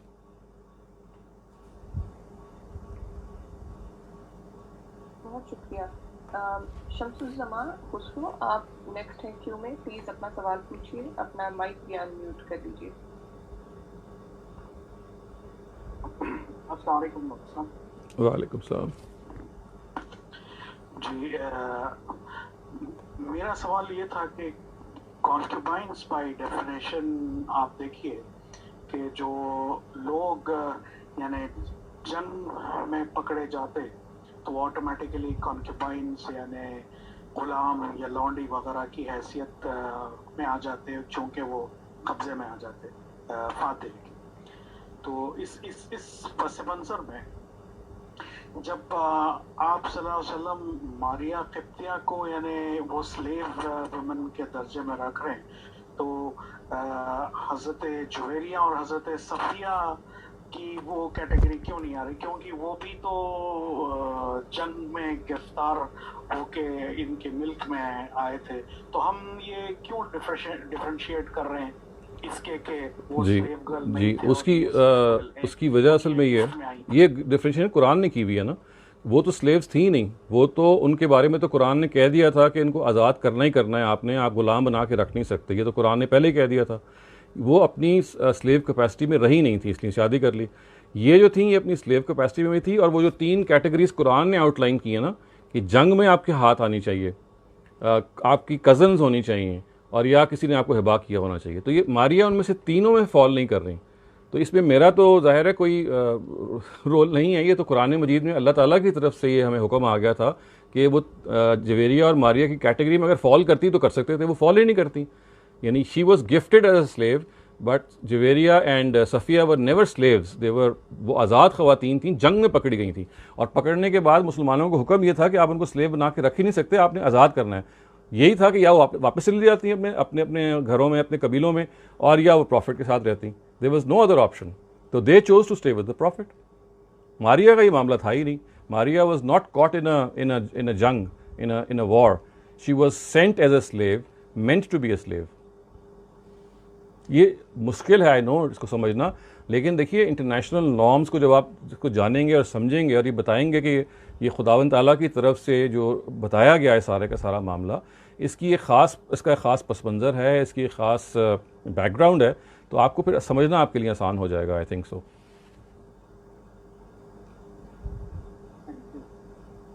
शुक्रिया। मुश्ताक सिकंदर साहब, आप अपना सवाल पूछिए। You are next in queue. आप प्लीज अपना माइक भी अनम्यूट कर लीजिए। अस्सलाम वालेकुम सर। वालेकुम। सर मेरा क्वेश्चन ये है कि हज़रत आयशा की एज से रिलेटेड, तो अशरफ अली थानवी साहब की भी किताब है हज़रत आयशा से रिलेटेड, तो उसमें वो 6 साल की उम्र का जिक्र करते हैं और 9 साल में रुखसत की। तो ऐसा नहीं है कि जिस तरीके से स्लेवरी का मामला है, और हम बरसगीर में भी देखते हैं कि कुछ ही ये दिहाई पहले यहाँ भी जो लड़कियों की शादी होती थी 10 साल 12 साल की उम्र में होती थी। तो क्या ये ऐसा नहीं हो सकता है कि हज़रत आयशा रज़ी अल्लाह तआला अन्हा की शादी भी 9 साल में ही हुई हो? तो इसमें एक्सेप्शन नहीं हो नहीं, बिल्कुल हो सकती है। देखें, होने को तो हो सकता है, लेकिन असल सवाल है कि हुआ है कि नहीं हुआ। देखिए ना, जब हमें हिस्टोरिकली पता चल गया कि वो she was 17 from other historical sources, और ये भी पता चल गया कि उनके लिए बिकर का वर्ड इस्तेमाल हुआ है, और मज़ीद भी इंसान बहरहाल सोचता है और गौर करता है कि नबी सल्लल्लाहु अलैहि वसल्लम को उस वक्त कंपेनियन की ज़रूरत थी जो उनके अपने एज के बराबर होते, या उनके, यानी हज़रत आयशा की वर्चुअली अगर आप ये माने 6 और 9 साल की थी, तो नबी सल्लल्लाहु अलैहि वसल्लम की जो औलाद है, बाज़ बच्चियाँ ऐसी थी जो आयशा से उम्रें बड़ी होती। फिर हज़रत ज़ैनब जो हैं नबी सल्लल्लाहु अलैहि वसल्लम की एल्डेस्ट डॉटर है, वो अगर आप कैलकुलेट करें तो शायद वो उम्र में भी हज़रत आयशा से ज़्यादा हों। तो ये एक बईद बात लगती है ना कि आप, यानी करने को तो ट्राइबल जो होते हैं रस्म, उसमें ये होता है कि बहुत यंग एज में भी शादी हो जाती है, लेकिन कोई वजह, यहाँ क्या वजह है कि नबी सल्लल्लाहु अलैहि वसल्लम की बच्चियाँ उसी एज की हैं जिस एज की आयशा हैं। फिर ये कि हिस्टोरिकल मालूमात बिल्कुल दूसरी बात बता रही है, तो इस सपोजिशन में क्यों जाया जाए जब when we got a right source to understand what her age was. Thank you sir. शुक्रिया। अनीला आजम, आप नेक्स्ट हैं इन लाइन। प्लीज अपना माइक अनम्यूट कीजिए और सवाल कीजिए।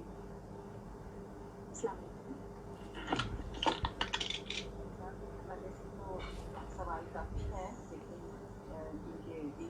लेकिन कहा गया है सो काइंडली ज़रा आप ऊंचा कर बोलें, मुझे आपकी बिल्कुल नहीं आवाज़ आ रही।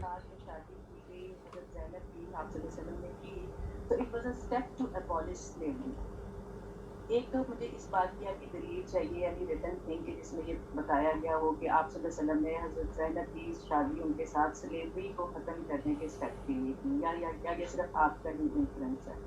फिर जहाँ आप जो कैटेगरीज यहाँ बताई गई थी ना, जो आपने बार बार कह रहे हैं, उसमें आप देखें कि जो कैटेगरीज बड़ी ब्रॉड हैं। ऐसा नहीं कि आप सल्लल्लाहु अलैहि वसल्लम को लिमिट किया गया शादियों में, इतनी ब्रॉड कैटेगरीज कर दी गई हैं कि जैसे ये लिमिटेशन इसमें बिल्कुल ही लग रही है। फिर जब ये कह दिया गया, देखिए this was an ideal place to. एक सेकंड, आप एक सवाल वन एट अ टाइम करें प्लीज़। एक सवाल अपना बताइए, 2-3 आपने इकट्ठे कर लिए, एक मुझे बताइए जिसका आप जवाब चाहेंगी। आवाज़ नहीं आ रही थी मुझे। भी मैं अर्ज कर रहा था कि आप प्लीज़ एक सवाल बताइए जो आप करना चाह रही हैं। अच्छा, सवाल ये है कि जो कैटेगरी अल्लाह ताला ने यहाँ गिनवाई है ना कि ये अज़वाज ये औरतें आपके लिए हलाल हैं, मैं ये कहना चाह रही थी कि यहाँ एक आइडियल प्लेस थी, एक आइडियल जगह थी जहाँ अल्लाह ताला कहते थे कि आपके लिए लौंडियाँ जो है ना वो अब रखना जायज़ नहीं है। आप अल्लाह ताला यहाँ कह रहे हैं कि इन्ना अहलना लका अज़वाजक अल्लाती आतैना उजूरहुन्ना वमा मलकत यमीनुका मिम्मा अफ़ा। अब आप इससे पहले वाली बात ये कह रहे हैं कि स्लेवरी को एबॉलिश करने के लिए आप सल्लल्लाहु अलैहि वसल्लम ने हज़रत ज़ैनब से शादी। नहीं, ये नहीं कह रहा, ये नहीं कहा। देखिए पहले यहाँ रुक जाइए, ये नहीं कहा गया एबॉलिश करने के लिए, ये कहा गया कि स्लेव्स की जो एक्सेप्टेबिलिटी है सोसाइटी में, स्लेव्स की एक्सेप्टेबिलिटी है सोसाइटी में कि वो आज़ाद ख़वातीन से शादी करें। देखिए there is a world of difference. ये मैंने आपको पिछली दफ़ा मिसाल दी थी कि खुदा ना खास्ता अगर यहाँ हमारा जो रेड लाइट एरियाज़ हैं मुख्तलिफ़ मुल्कों में, अगर वो किसी वक्त चाहें कि भाई हम आएँ और आम नॉर्मल बीवियों की तरह रहें, तो वो क्या करेंगे? कोशिश करेंगे कि भाई they would jail in the society, और जो आम लोग हैं कि जो प्रोस्टिट्यूशन में इन्वॉल्व नहीं हैं उनके साथ शादी करें। यानी ये आप समझ लें कि नबी सल्लल्लाहु अलैहि वसल्लम की एक कोशिश थी स्लेवरी यानी स्लेव्स का मेयार बुलंद करने की। उनके बारे में ये कॉन्सेप्ट है ना कि they are of lowly standard या ये दे आर लेसर पीपल, इस परसेप्शन को ख़त्म करने के लिए आपने आज़ाद एक ख़ातून से, जो कि एक बहुत रईस ख़ातून थी, जो एक बड़े कबीले से उनका ताल्लुक़ था, उनसे शादी करवाई। ये एक और चीज़ है।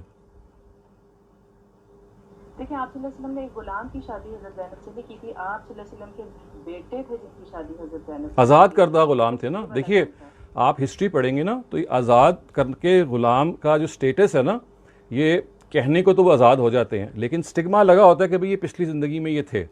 तो ज़रा आप थोड़ा सा समाज को स्टडी कीजिए, समाज में डीप जाइए। आज़ाद इंसान कर भी दिया जाता है, करने के बाद उसका जो पास्ट है ना वो it comes as a package.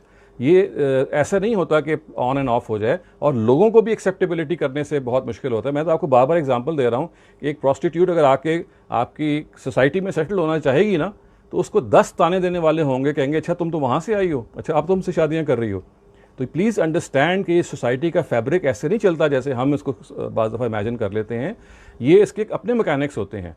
तो ज़ैद बिन हारिसा जो हैं ग़ुलामी में रहे हैं, नबी सल्लल्लाहु अलैहि वसल्लम ने उनको आज़ाद किया, ठीक है आज़ाद हो गए, लेकिन उनका पास तो आप सब्ट्रैक्ट नहीं ना कर सकती।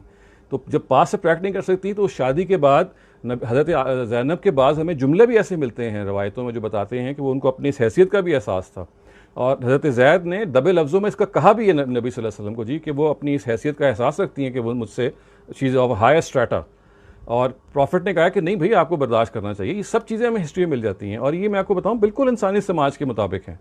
तो प्लीज़ आप समाज को स्टडी करेंगी, डिटेल में जाएंगी तो आपको अंदाज़ा होगा, और इसकी रायत दीजिए कि आज का समाज और उस तरह के समाज में ये जो चीज़ें हैं ये कुछ तो कॉमन है, यानी जो आपकी मेंटल एटीट्यूड्स हैं, लेकिन बहुत सारी चीज़ों में इख्तलाफ भी है। आखिरी बात फिर मैं ये कह दूँ कि देखें ये रिकंसाइल करना बहुत एक आम लोग के लिए या नॉन मुस्लिम के लिए या इवन मेरे लिए भी बहुत मुश्किल है कि आप सल्लल्लाहु अलैहि वसल्लम ने लौंडियों के लिए तो कोई एग्जांपल सेट की कि यहाँ उनको हलाल भी कह दिया गया, आप सल्लल्लाहु अलैहि वसल्लम ने किसी को आज़ाद भी नहीं किया, और उसकी वजह ये बता रहे हैं कि it would have created an upheaval in the society. क्या बनता है लौंडियों के साथ, जबकि दूसरी तरफ एक मुंह बोले बेटे की बीवी से जब शादी किया, इट क्रिएटेड एन अपहीवल। पूरा गज़वत अहज़ाब, देखिए आप बिल्कुल ठीक कह रही हैं। यहीं रुक जाइए, एक मिनट रुक जाइए जी। गुजारिश ये है कि यही तो आपने बात बिल्कुल सही कह दी कि नबी सल्लल्लाहु अलैहि वसल्लम ने एक कोशिश की कि भाई एक छोटे पैमाने पे ये काम करें, तो वो देखें वो कितना बैकफायर हुआ। तो वो अगर वो करते तो ये तो खुद उस बात की आपने दलील फराहम कर दी कि एक शादी जो उन्होंने कोशिश की इस मसले को हल करने के लिए कराई, वो चली नहीं। तो अगर वो इससे ज़्यादा बड़ा इक़दाम करते तो वो तो बिल्कुल ही सक्सीड ना करता। तो पैगंबर भी बहुत सारे मामलात अपनी दानिश में करते हैं, और वो ज़ाहिर है कि चाहते हैं कि वो हो जाएं, लेकिन बाज़ वक़्त समाज एक्सेप्ट नहीं कर पाता। देखिए प्रॉफिट की कितनी ख्वाहिश थी, अगर आप सूरह अहज़ाब की मुतल्लिक़ा आयतें पढ़ेंगे, ये शादी रहे, बरकरार रहे, और जब उन्होंने इसका इजहार किया तो नबी सल्लल्लाहु अलैहि वसल्लम बहुत ज़्यादा एज अ फादर उन्होंने कहा कि भाई ये काम ना करो। तो इसी से आप अंदाज़ा लगाइए ना कि एक छोटी सी चीज़ जो थी वो इट वॉज़ नॉट एक्सेप्टेबल। असल में आपको बार बार जो दिक्कत पेश आ रही है ना, वो वही दिक्कत है जो बहुत सारे हमारे अच्छे पढ़े लिखे लोगों को पेश आती है। वो उनको ये डाइजेस्ट नहीं होता कि भाई ये क्यों इस तरह से किया गया, बिकॉज दे डोंट रियलाइज़ कि आज की सोसाइटी में ग़ुलामी मौजूद नहीं है, और ग़ुलामी के बारे में अगर उसको ख़त्म करना था तो क्या तरीका इख्तियार किया जाता। हम तो ये समझने की कोशिश कर रहे हैं ना तो पहले तो आपने कहा ना कि वो तीनों ब्रॉड कैटेगरीज है, अनफॉर्चुनेटली मारिया उन तीनों में फॉल नहीं करती। और फिर जहाँ सूरह अहज़ाब की आयत ख़त्म होती है, अगर आप वो पूरी आयत पढ़ें, आखिर में आता है कि और लौंडियाँ भी आपके लिए जायज़ है, आम लौंडियाँ, ये बिल्कुल एंड में आता है, औ मा मलकत ऐमानुकुम। एक तो वो है ना मिम्मा आफाक अल्लाह, जो शुरू में जिक्र किया है, जो जंग में आती हैं, आप उस आयत का आखिर इख्तिताम पढ़ें, है ना आपके सामने, वो ये एग्जैक्टली ये अल्फाज हैं उसमें कि मा मलकत यमीन, जो आपकी मिल्क यमीन में है, जो है कि आपकी लौंडी हैं। इसका मतलब है कुरान आपको सैंक्शन कर रहा है इस चीज़ को। देखिए, we can not be holier than God himself और the prophet himself. We have to understand कि एक मामला खुदा और उसके पैगंबर ने किया, हिस्ट्री में एक वाक़या है जो हो गया है। तो एक तो तरीका ये है कि आप कहें नहीं ये हुआ ही नहीं है, भाई आप नहीं कह सकते कि नहीं हुआ, इसलिए वो हो चुका है, एस्टैब्लिश हिस्ट्री है। कुरान ने इसमें ये कह दिया है कि अपनी ये आपकी ये फहरिस्त है कि इनसे आपने शादियाँ करनी है, वो सारी 3 कैटेगरीज हैं, और बिल्कुल आखिरी आयत के आखिरी हिस्से में कह दिया और ये लॉन्डी भी आपके लिए जायज़ है। तो अब इसके बाद मैं और आप क्या कर सकते हैं सिवाय इसके कि खुदा की बात को समझें, पैगंबर की बात को समझें, बजाय इसके कि वावेला करें और डिस्टर्ब हों। ये देखना चाहिए कि समाज उस ज़माने का क्या था, उसकी मैकेनिक्स क्या थी, और आपके रसूल जो हैं, ज़ाहिर है ऑब्वियसली कोई ऐसी बात तो नहीं कर सकते कि जो किसी भी लिहाज से अखलाकी तौर पर ख़राब या गलत होगी, और ना अल्लाह मियाँ कर सकते हैं। तो ये इसका मतलब है हमारे समझने में कुछ प्रॉब्लम हो रही है। और मैं आपको बताऊँ उसकी वही प्रॉब्लम वही है कि आज के नॉर्म्स के लिहाज से हम माजी को जज करने की कोशिश कर रहे हैं। अल्लाह ताला ने जब आप सल्लल्लाहु अलैहि वसल्लम को ये हुक्म दिया था ना, वो बोले बेटे के कानून तोड़ने का, तो तब तो कह दिया था कि भाई जो नबी होते हैं ना, पैगंबर होते हैं, वो अल्लाह के सिवा किसी से नहीं डरते जो हुक्म आ जाए। अल्लाह ताला को क्या डर है कि क्या जीवन होगा, यानी अल्लाह ताला को उसकी भी परवाह नहीं थी कि उसके नतीजे में क्या जीवन होता है, अल्लाह ताला को इसकी भी परवाह नहीं होगी कि लॉन्डी को आज़ाद करने में।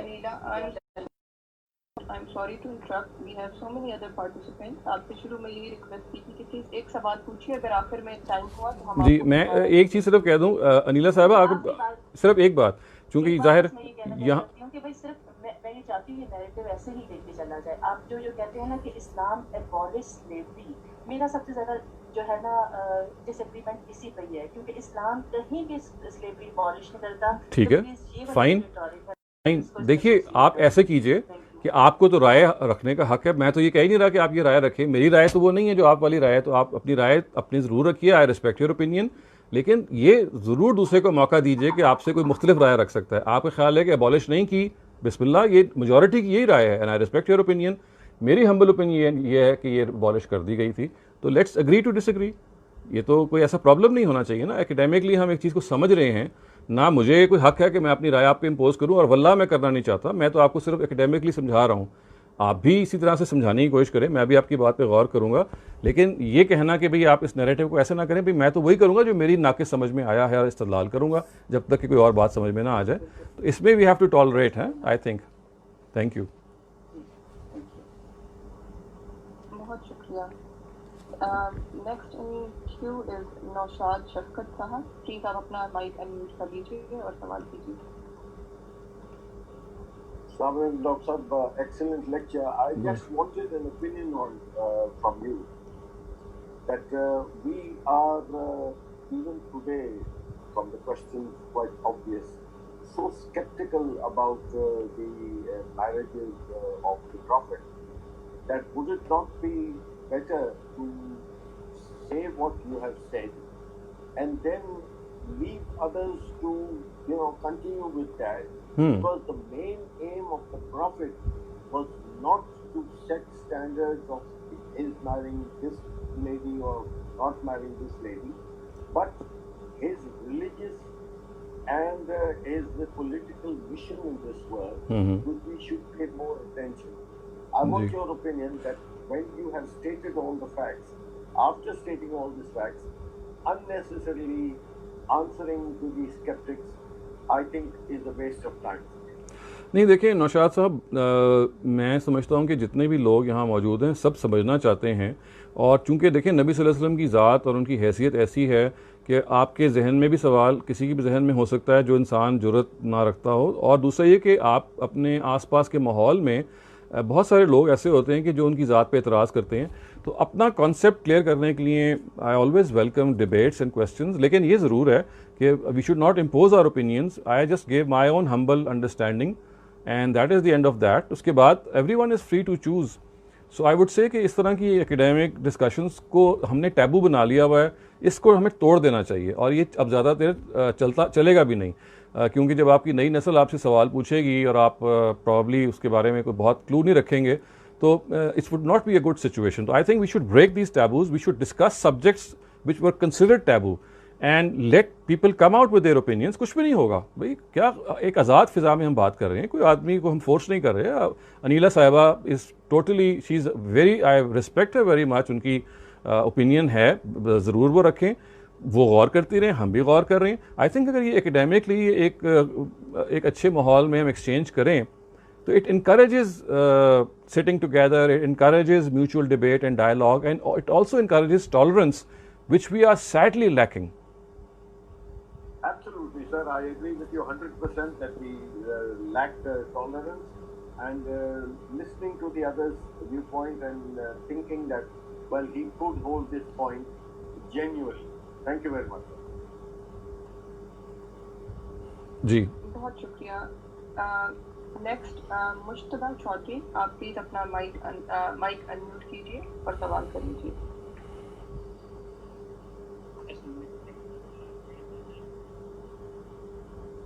आप प्लीज थोड़ा ऊंचा बोलिए प्लीज. मैं पूछना चाह रही हूँ कि अगर शोहर, मुसलमान शोहर अपनी बीवी से इजाजत ना ले तो खुफिया शादी करके बाहर रहते हैं, तो फिर झूठ भी बोलता रहेगा, भी ना, तो इसके लिए क्या उसको इजाजत देनी?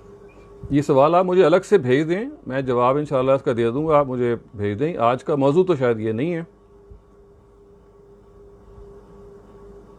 शुक्रिया.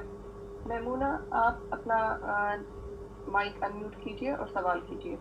मैमूना मकसूद.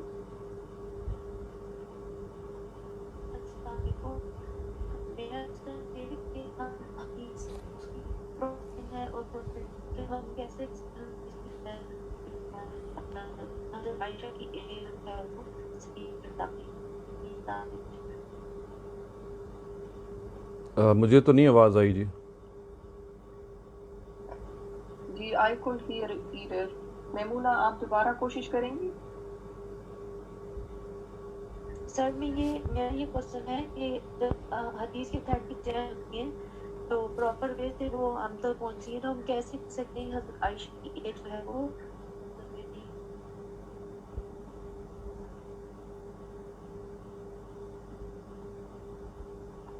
नहीं, आवाज़ नहीं आई आपकी. आप यूं करें, अपना सवाल आपको समझ आ गया? जी, वो सवाल ये पूछ रही हैं कि अगर हमें हजरत आयशा की उम्र अहादीस से, ऑथेंटिक अहादीस से 9 साल पहुंची थी, तो अब आप उसको 19 या 17 कैसे कह रहे हैं? ये मैं तो गुजारिश कर रहा हूँ कि वो ऑथेंटिक किसकी निगाह में है. आपकी निगाह में है तो आपको हक है उसको आप बिलीव करते रहें. मैं तो आपको बता रहा हूँ कि रवायत ज़रूरी नहीं है कि ऑथेंटिक हो. रवायत तो है, एक मुहद्दिस की तहकीक होती है और उस तहकीक से मैंने इख्तलाफ किया है और भी मुहद्दिस और भी लोगों ने इख्तलाफ किया है और ये बताया है कि वो रवायत ठीक नहीं है. तो आप अगर समझती हैं कि रवायत ठीक है तो आप मानते रहें उस चीज़ को.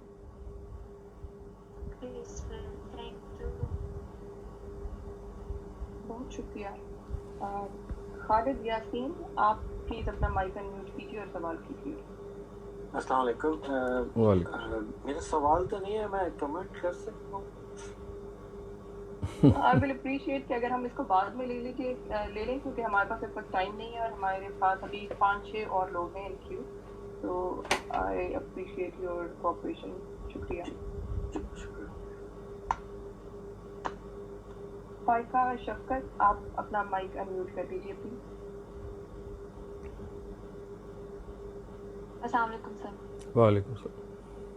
सर एक क्वेश्चन मेरा ये है, थोड़ी सी मुझे क्लैरिटी भी चाहिए इस हवाले से कि प्रॉफिट ने जब तीनों कैटेगरीज में ये शादी कर ली और आपने कहा that those women they become the mother of believers, तो नबी जो है वो इनको तलाक नहीं दे सकते. लेकिन मैंने पढ़ा है कि हिस्ट्री में एक ऐसा मौका आया है जहाँ के हज़रत हफ्सा को और हज़रत आयशा को ऑप्शन दी गई थी बाय द प्रॉफिट कि वो तलाक अगर चाहें तो वो ले सकती हैं, कि वो भी तो मदर ऑफ बिलीवर्स थी. नहीं, वो इससे पहले की बात है जी. यानी ज़ाहिर है कि हिस्टोरिकली एक चीज़ बाद में आएगी ना, पहले आएगी। ये जो इसमें जो कुछ बयान हुआ है उससे पहले का इख्तियार है। ये सूरह अहज़ाब में ये भी बयान हुआ है और ये बताया है कि नबी सल्लल्लाहु अलैहि वसल्लम ने एक मौके पे जब मुनाफिकीन ने रवैश इख्तियार कर ली थी कि वो उनको ऑफ़र करते थे कि भाई ये जो आप को ये पैगंबर अपने पास रख रहे हैं और आप बहुत ही तंग हालों में हैं, तो अगर आपको ये तलाक दे दें तो हम आपसे शादी कर लेंगे और आपके घर में बहुत खुशहाली आ जाएगी। तो ये एक्चुअली उस ज़मन में कुरान मजीद की तरफ से इसको हम कहते हैं आयत तखीर, यानी इख्तियार दिया गया, चॉइस दी गई। उन्होंने कहा कि भाई अगर आपने पैगंबर के साथ रहना है तो कुछ रिस्ट्रिक्शंस और कुछ ज़िम्मेदारियाँ आपकी होंगी, और अगर नहीं रहना तो आप आज़ाद हैं। तो ये पहले से का वाक़या है और इसमें भी एग्जैक्टली कोई ये नहीं कहा गया कि आपको कोई तलाक या सेपरेशन की आपको इजाज़त दी जा रही है, बल्कि उन्हीं मुनाफिकीन का मुंह बंद करने के लिए कहा जा रहा है कि देखिए इन्हीं उम्महातुल मोमिनीन से पूछ लेते हैं और ये क्या जवाब देती हैं, गोया कि ऐसे कहा गया।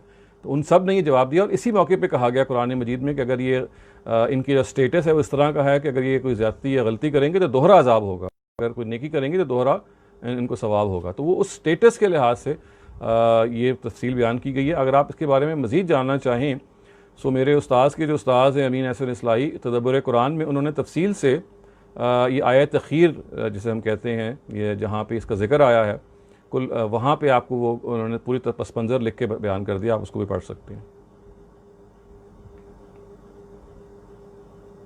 बहुत शुक्रिया नबील। आप नेक्स्ट है इन क्यू, आप अपना सवाल पूछिए प्लीज़, अपना माइक भी अनम्यूट कीजिए। वालेकुम सलाम। मेरा सवाल ये है कि जब मुसलमानों का गलबा हो गया था, जब खुलफाए राशिदीन का वक्त था, तो उस वक्त क्या ये बात सच है कि उस वक्त भी लोगों ने अपने पास लौंडियाँ रखी, क्योंकि उस वक्त तो वो लोग रिच हो गए थे, उनके पास पैसा भी था, तो वो उनको आज़ाद भी कर सकते थे और कोई इकोनॉमी पे कोई बर्डन नहीं आता। तो क्या ये बात सच है कि उस ज़माने में भी लोगों ने गुलाम रखे हुए थे? जी, हिस्ट्री से ये मालूम होता है कि खुलफाए राशिदीन के दौर तक तकरीबन सारे के सारे ग़ुलाम आज़ाद हो चुके हुए थे। ये उनके दौर के बाद के वाक़यात हैं कि जब ग़ुलामी दोबारा आई है, जंगों में फिर वही मामला किया गया। लेकिन पहले 25-30 साल जब खिलाफत राशिदा में ये बयान किया जाता है हिस्ट्री में कि कोई ग़ुलाम नहीं बचा था जिसको आज़ाद ना कर दिया हो, जिसने खुद आज़ादी चाहिए और आज़ाद ना किया गया हो।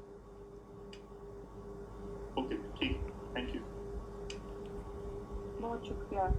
नीहा रमज़ान, आपने पहले सवाल नहीं पूछा तो प्लीज़ आप अपना माइक अनम्यूट कीजिए और अपना सवाल कीजिए। अस्सलाम वालेकुम सर, मेरा सवाल है कि ज़ैनब बिन्त जहश और ज़ैद बिन हारिसा की जो डिवोर्स हुई उसमें ओनली रीज़न जो थी वो स्टेटस डिफरेंस था। तो सर मेरा क्वेश्चन ये है कि ज़ैनब बिन्त जहश को ये पहले भी तो मालूम था कि वो एक आज़ाद करदा गुलाम है, तो पहले कैसे एग्री होगी?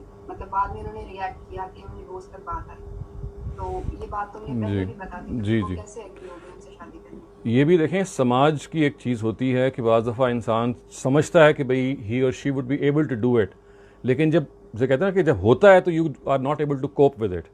कि बाज़ दफ़ा जैसे नबी सल्लल्लाहु अलैहि वसल्लम का भी ये ख्याल था कि भाई ये डिफरेंस है अगर चाहे स्टेटस में, लेकिन चल जाएगा। उस वक्त उनका भी ये ख्याल था दोनों का, तभी तो उनके कंसेंट से हुई है, प्रॉफिट ने फोर्स तो नहीं किया। लेकिन देखिए बाज़ दफ़ा ऐसा ही होता है कि दुनिया में इंसान विश करता है, लेकिन जब अमलन एक काम कर रहा होता है तो वो चीज़ नहीं पेश आती और वो बिल्कुल और सिर्फ सूरत हाल पेश आ जाती है। और फिर देखिए हज़रत ज़ैनब को जैसे अरब सोसाइटी में, ऐसे हमारी सोसाइटी में है, there were so many people जो ताने देने में और जैसे कहते हैं ना कि they would sort of pull her back. तो आपको बहुत सारी चीज़ें ऐसी नज़र आएंगी कि बाज़ दफ़ा इंसान एक चीज़ को बड़ी उमंग से करता है, लेकिन बाज़ दफ़ा समाज का प्रेशर, पीयर प्रेशर या और बहुत सारी चीज़ें होती हैं, या आपको अपना मिजाज नहीं पता होता कि आपको ख्याल होता है कि आप कोप कर लेंगे, लेकिन वो नहीं कर पाते। तो ये इंसानी मामला है, इसको इंसानी सतह पे देखिए, सब इंसान हैं, तो इंसानी नाते और इंसान की हैसियत में ये चीज़ हो जाती है। और हमारे अपने आप क्या नहीं देखती, हो जाती है। हम फैसला करते हैं, हमें ख्याल होता है कि ठीक होगा, लेकिन जब अमलन शक्ल उसकी सामने आती तो आप कहते हैं यार ये फैसला तो गलत हो गया।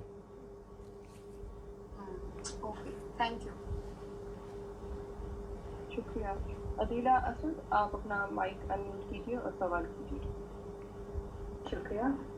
शहजाद साहब, मैं भी इसी रिलेटेड सवाल पूछना चाह रही थी ज़ैद बिन हारिसा ज़ैनब से रिलेटेड, कि हमें क्या इस चीज़ से ये मैसेज नहीं मिलता कुछ कि आपको शादी सिमिलर लोगों से साथ करनी चाहिए, सिमिलर सर्कमस्टांसेस या सिमिलर? जी बिल्कुल मिलता है, लेकिन देखें बाज़ दफ़ा एक्सेप्शनल सर्कमस्टांसेस, ये आम हालात में तो आप बिल्कुल ठीक कह रही हैं, ऐसा ही होता है आम हालात में। इसीलिए नबी सल्लल्लाहु अलैहि वसल्लम ने कहा कि कफ़ू में शादी करें, कफू का मतलब है ऑफ द सेम बैकग्राउंड।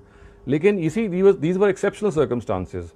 एक स्लेवरी आप समझें जो नासूर था, उसमें स्लेव्स को आप देखें ना, इन ह्यूमन ट्रीटमेंट था उनका, उनको गैर इंसानी जगह पे प्लेस कर दिया गया था।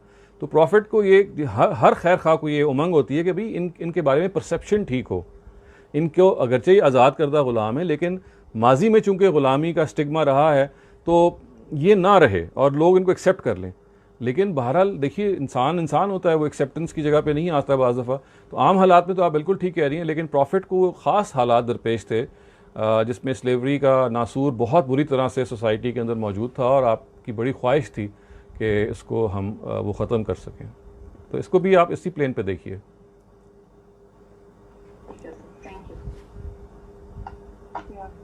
आसमा अनवीर मुफ्ती, आप नेक्स्ट हैं, प्लीज अपना सवाल कीजिए।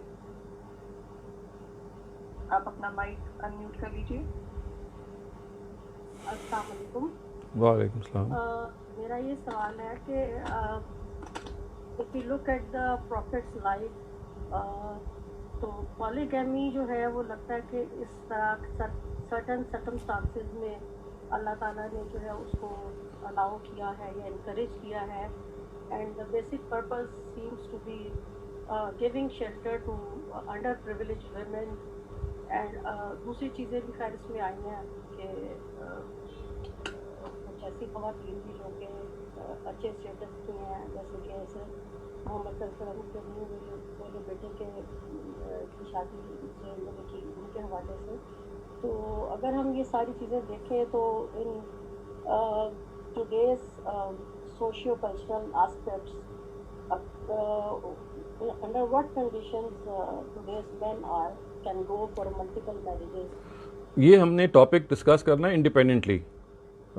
आज तो हम नबी सल्लल्लाहु अलैहि वसल्लम की शादियों पे फोकस किया हुआ था। ये एक अलग से टॉपिक आइंदा दिनों में किसी वक्त आएगा कि जो मुसलमानों को 4 शादियों का मामला है, इसकी क्या नौयत है और ये किसी ख़ास कंडीशन में है या कोई आम चीज़ है। तो ये we will have a separate discussion on this. तो आप काइंडली उस वक्त का इंतज़ार कर लीजिए। बहुत शुक्रिया। हमारा सेशन का टाइम पूरा हो चुका है, बट वी हैव 3 पार्टिसिपेंट्स। तो मैं डॉक्टर शहजाद आपसे रिक्वेस्ट करूँगी कि हम ये आखिरी 3 सवाल लें। जी। इरम अमरीन, इनका सवाल जो है वो पिछले लास्ट सेशन से रिलेटेड है। तो अमरीन, आप प्लीज़ अपना सवाल कीजिए। इरम अमरीन। जी, थैंक यू बदर। मुझे ये पूछना था कि ये जो मिसकंसेप्शन है स्लेवरी मिस्ट्रेस का स्लेव वुमेन के लिए, ये हमारे तो जो इस्लामिक सोसाइटी है उसमें कुछ ट्राइब्स खास तौर पे जो मुझे मालूम है Baloch tribes still they are carrying out this system. तो हमारे पास तो ये उसको लॉजिकल करके या रेफरेंस लेके कि भाई ये इस्लाम में मौजूद था पहले अरब में, तो वो उसको कंटिन्यू किए हुए हैं। लेकिन क्या ये मिसकंसेप्शन इस्लाम के लिए नॉन मुस्लिम में भी मौजूद है? ये हम जी मैंने अर्ज़ किया कि ये वो एक टॉपिक है जो हम इंशाल्लाह एक इंडिपेंडेंट टॉपिक के तौर पे आइंदा किसी वक्त डिस्कस करेंगे। आज तो हम प्रॉफिट की शादियों के हवाले से बात कर रहे थे ना। ये जो मुसलमानों के यहाँ 4 शादियों का रवाज है, आज भी बलोचियों में बहुत सारे और जगहों पे कल्चरल चीज़ें हैं, ये एक अलग से टॉपिक के तौर पे आइंदा किसी वक्त डिस्कस होगा। आप उस वक्त का इंतज़ार कर लीजिए। बहुत शुक्रिया। ज़हीर अहमद, आपने शायद पहले सवाल नहीं पूछा और आपने अभी शायद हैंड रेज किया है, तो प्लीज गो अहेड, आप सवाल कीजिए। अस्सलाम वालेकुम जासिर साहब।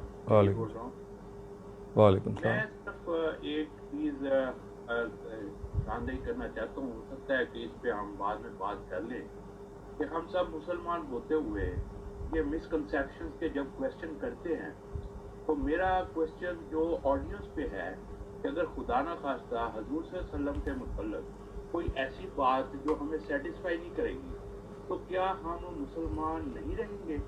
क्योंकि जाहिर है कि उन पे बिलीव करने के बाद हम इस्लाम को कबूल किया, ठीक है जी।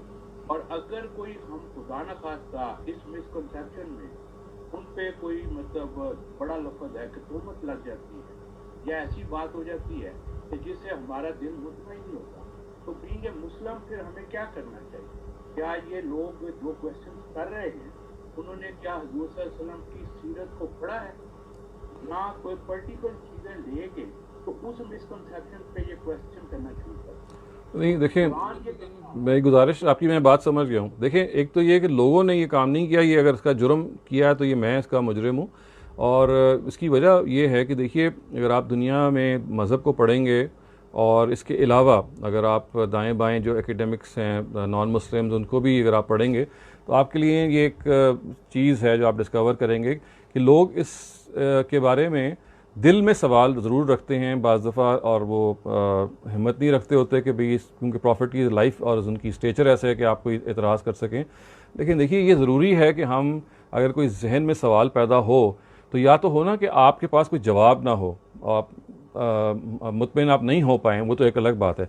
लेकिन फ़र्ज़ कीजिए कि कोई ऐसी मिसकंसेप्शन है जो वाकई एक गलत चीज़ है जो हमारी सोसाइटी में राइज हो गई है, उसके बारे में गलत तसव्वुर है हो गया है, तो उसको दूर करने में ये तो नहीं है कि आप अगर वो दूर नहीं कर पाएंगे तो कोई तोहमत प्रॉफिट को लग जाएगी। सिर्फ ये है कि उसके दूर करने के नतीजे में आपको अपने प्रॉफिट के हवाले से जो एक मज़ीद इत्मीनान हासिल होगा, और ये बात कि जो बातें गलत मशहूर हो गई हैं उनकी तरदीद में जो आप एक जगह पे खड़े हो जाएंगे। और सबसे बड़ी बात यह है कि एक ऐसी चीज़ का आप हिस्सा बन जाएंगे जिसको आप इल्म का हसूल कहते हैं ना। हम सच्चाई की तलाश में हम सब लोग रहते हैं।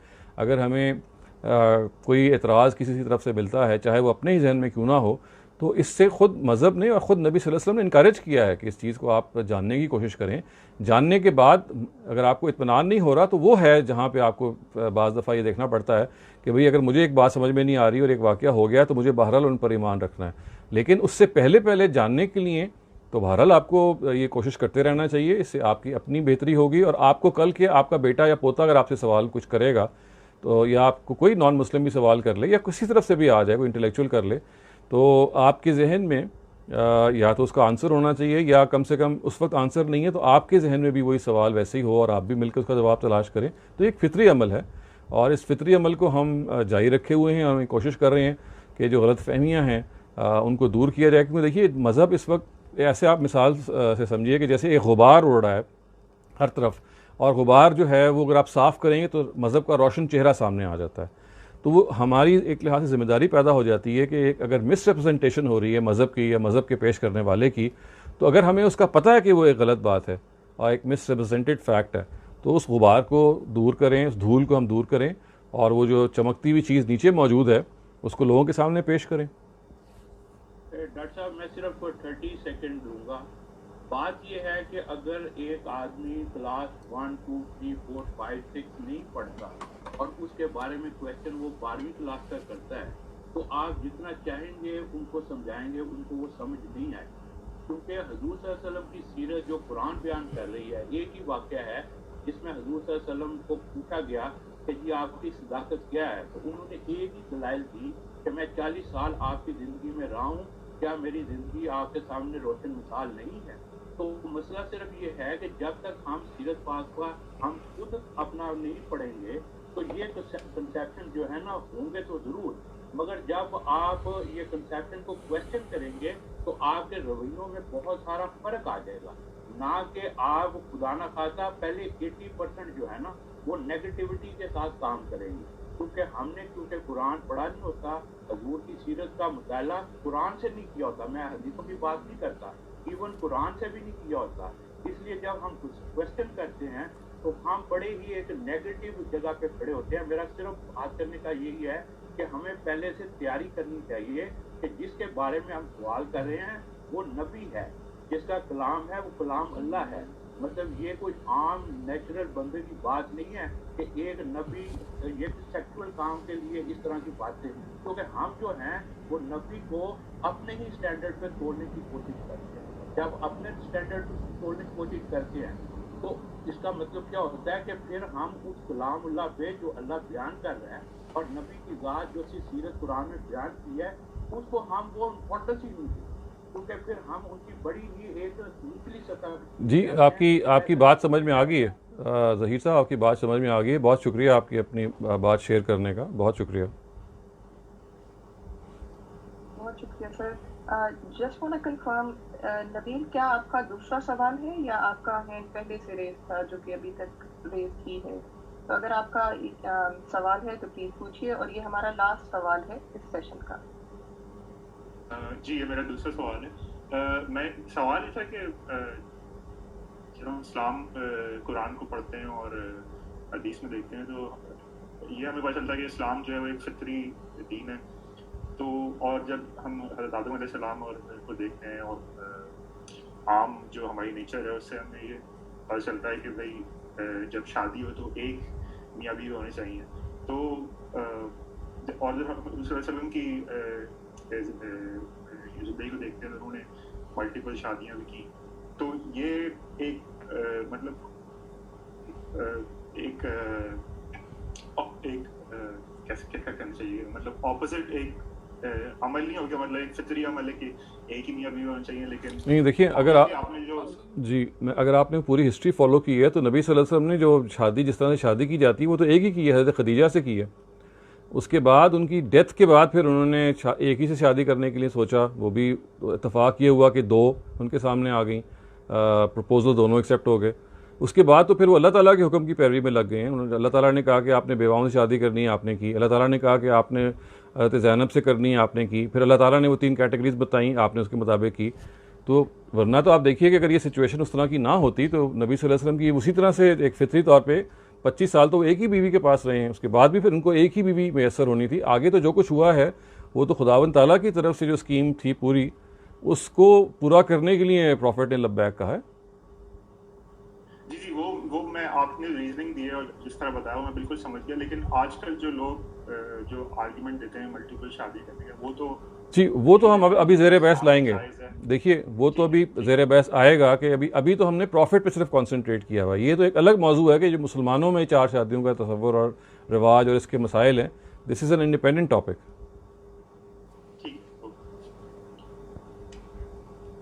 बहुत शुक्रिया डॉक्टर शहजाद। हमारे पास अब बहुत सवाल नहीं है और हमारे सेशन का टाइम भी पूरा हुआ। तो thank you so much for a beautiful session. Thank you very much जी। खुदा हाफिज़। Thank you doctor sahab. Thank you.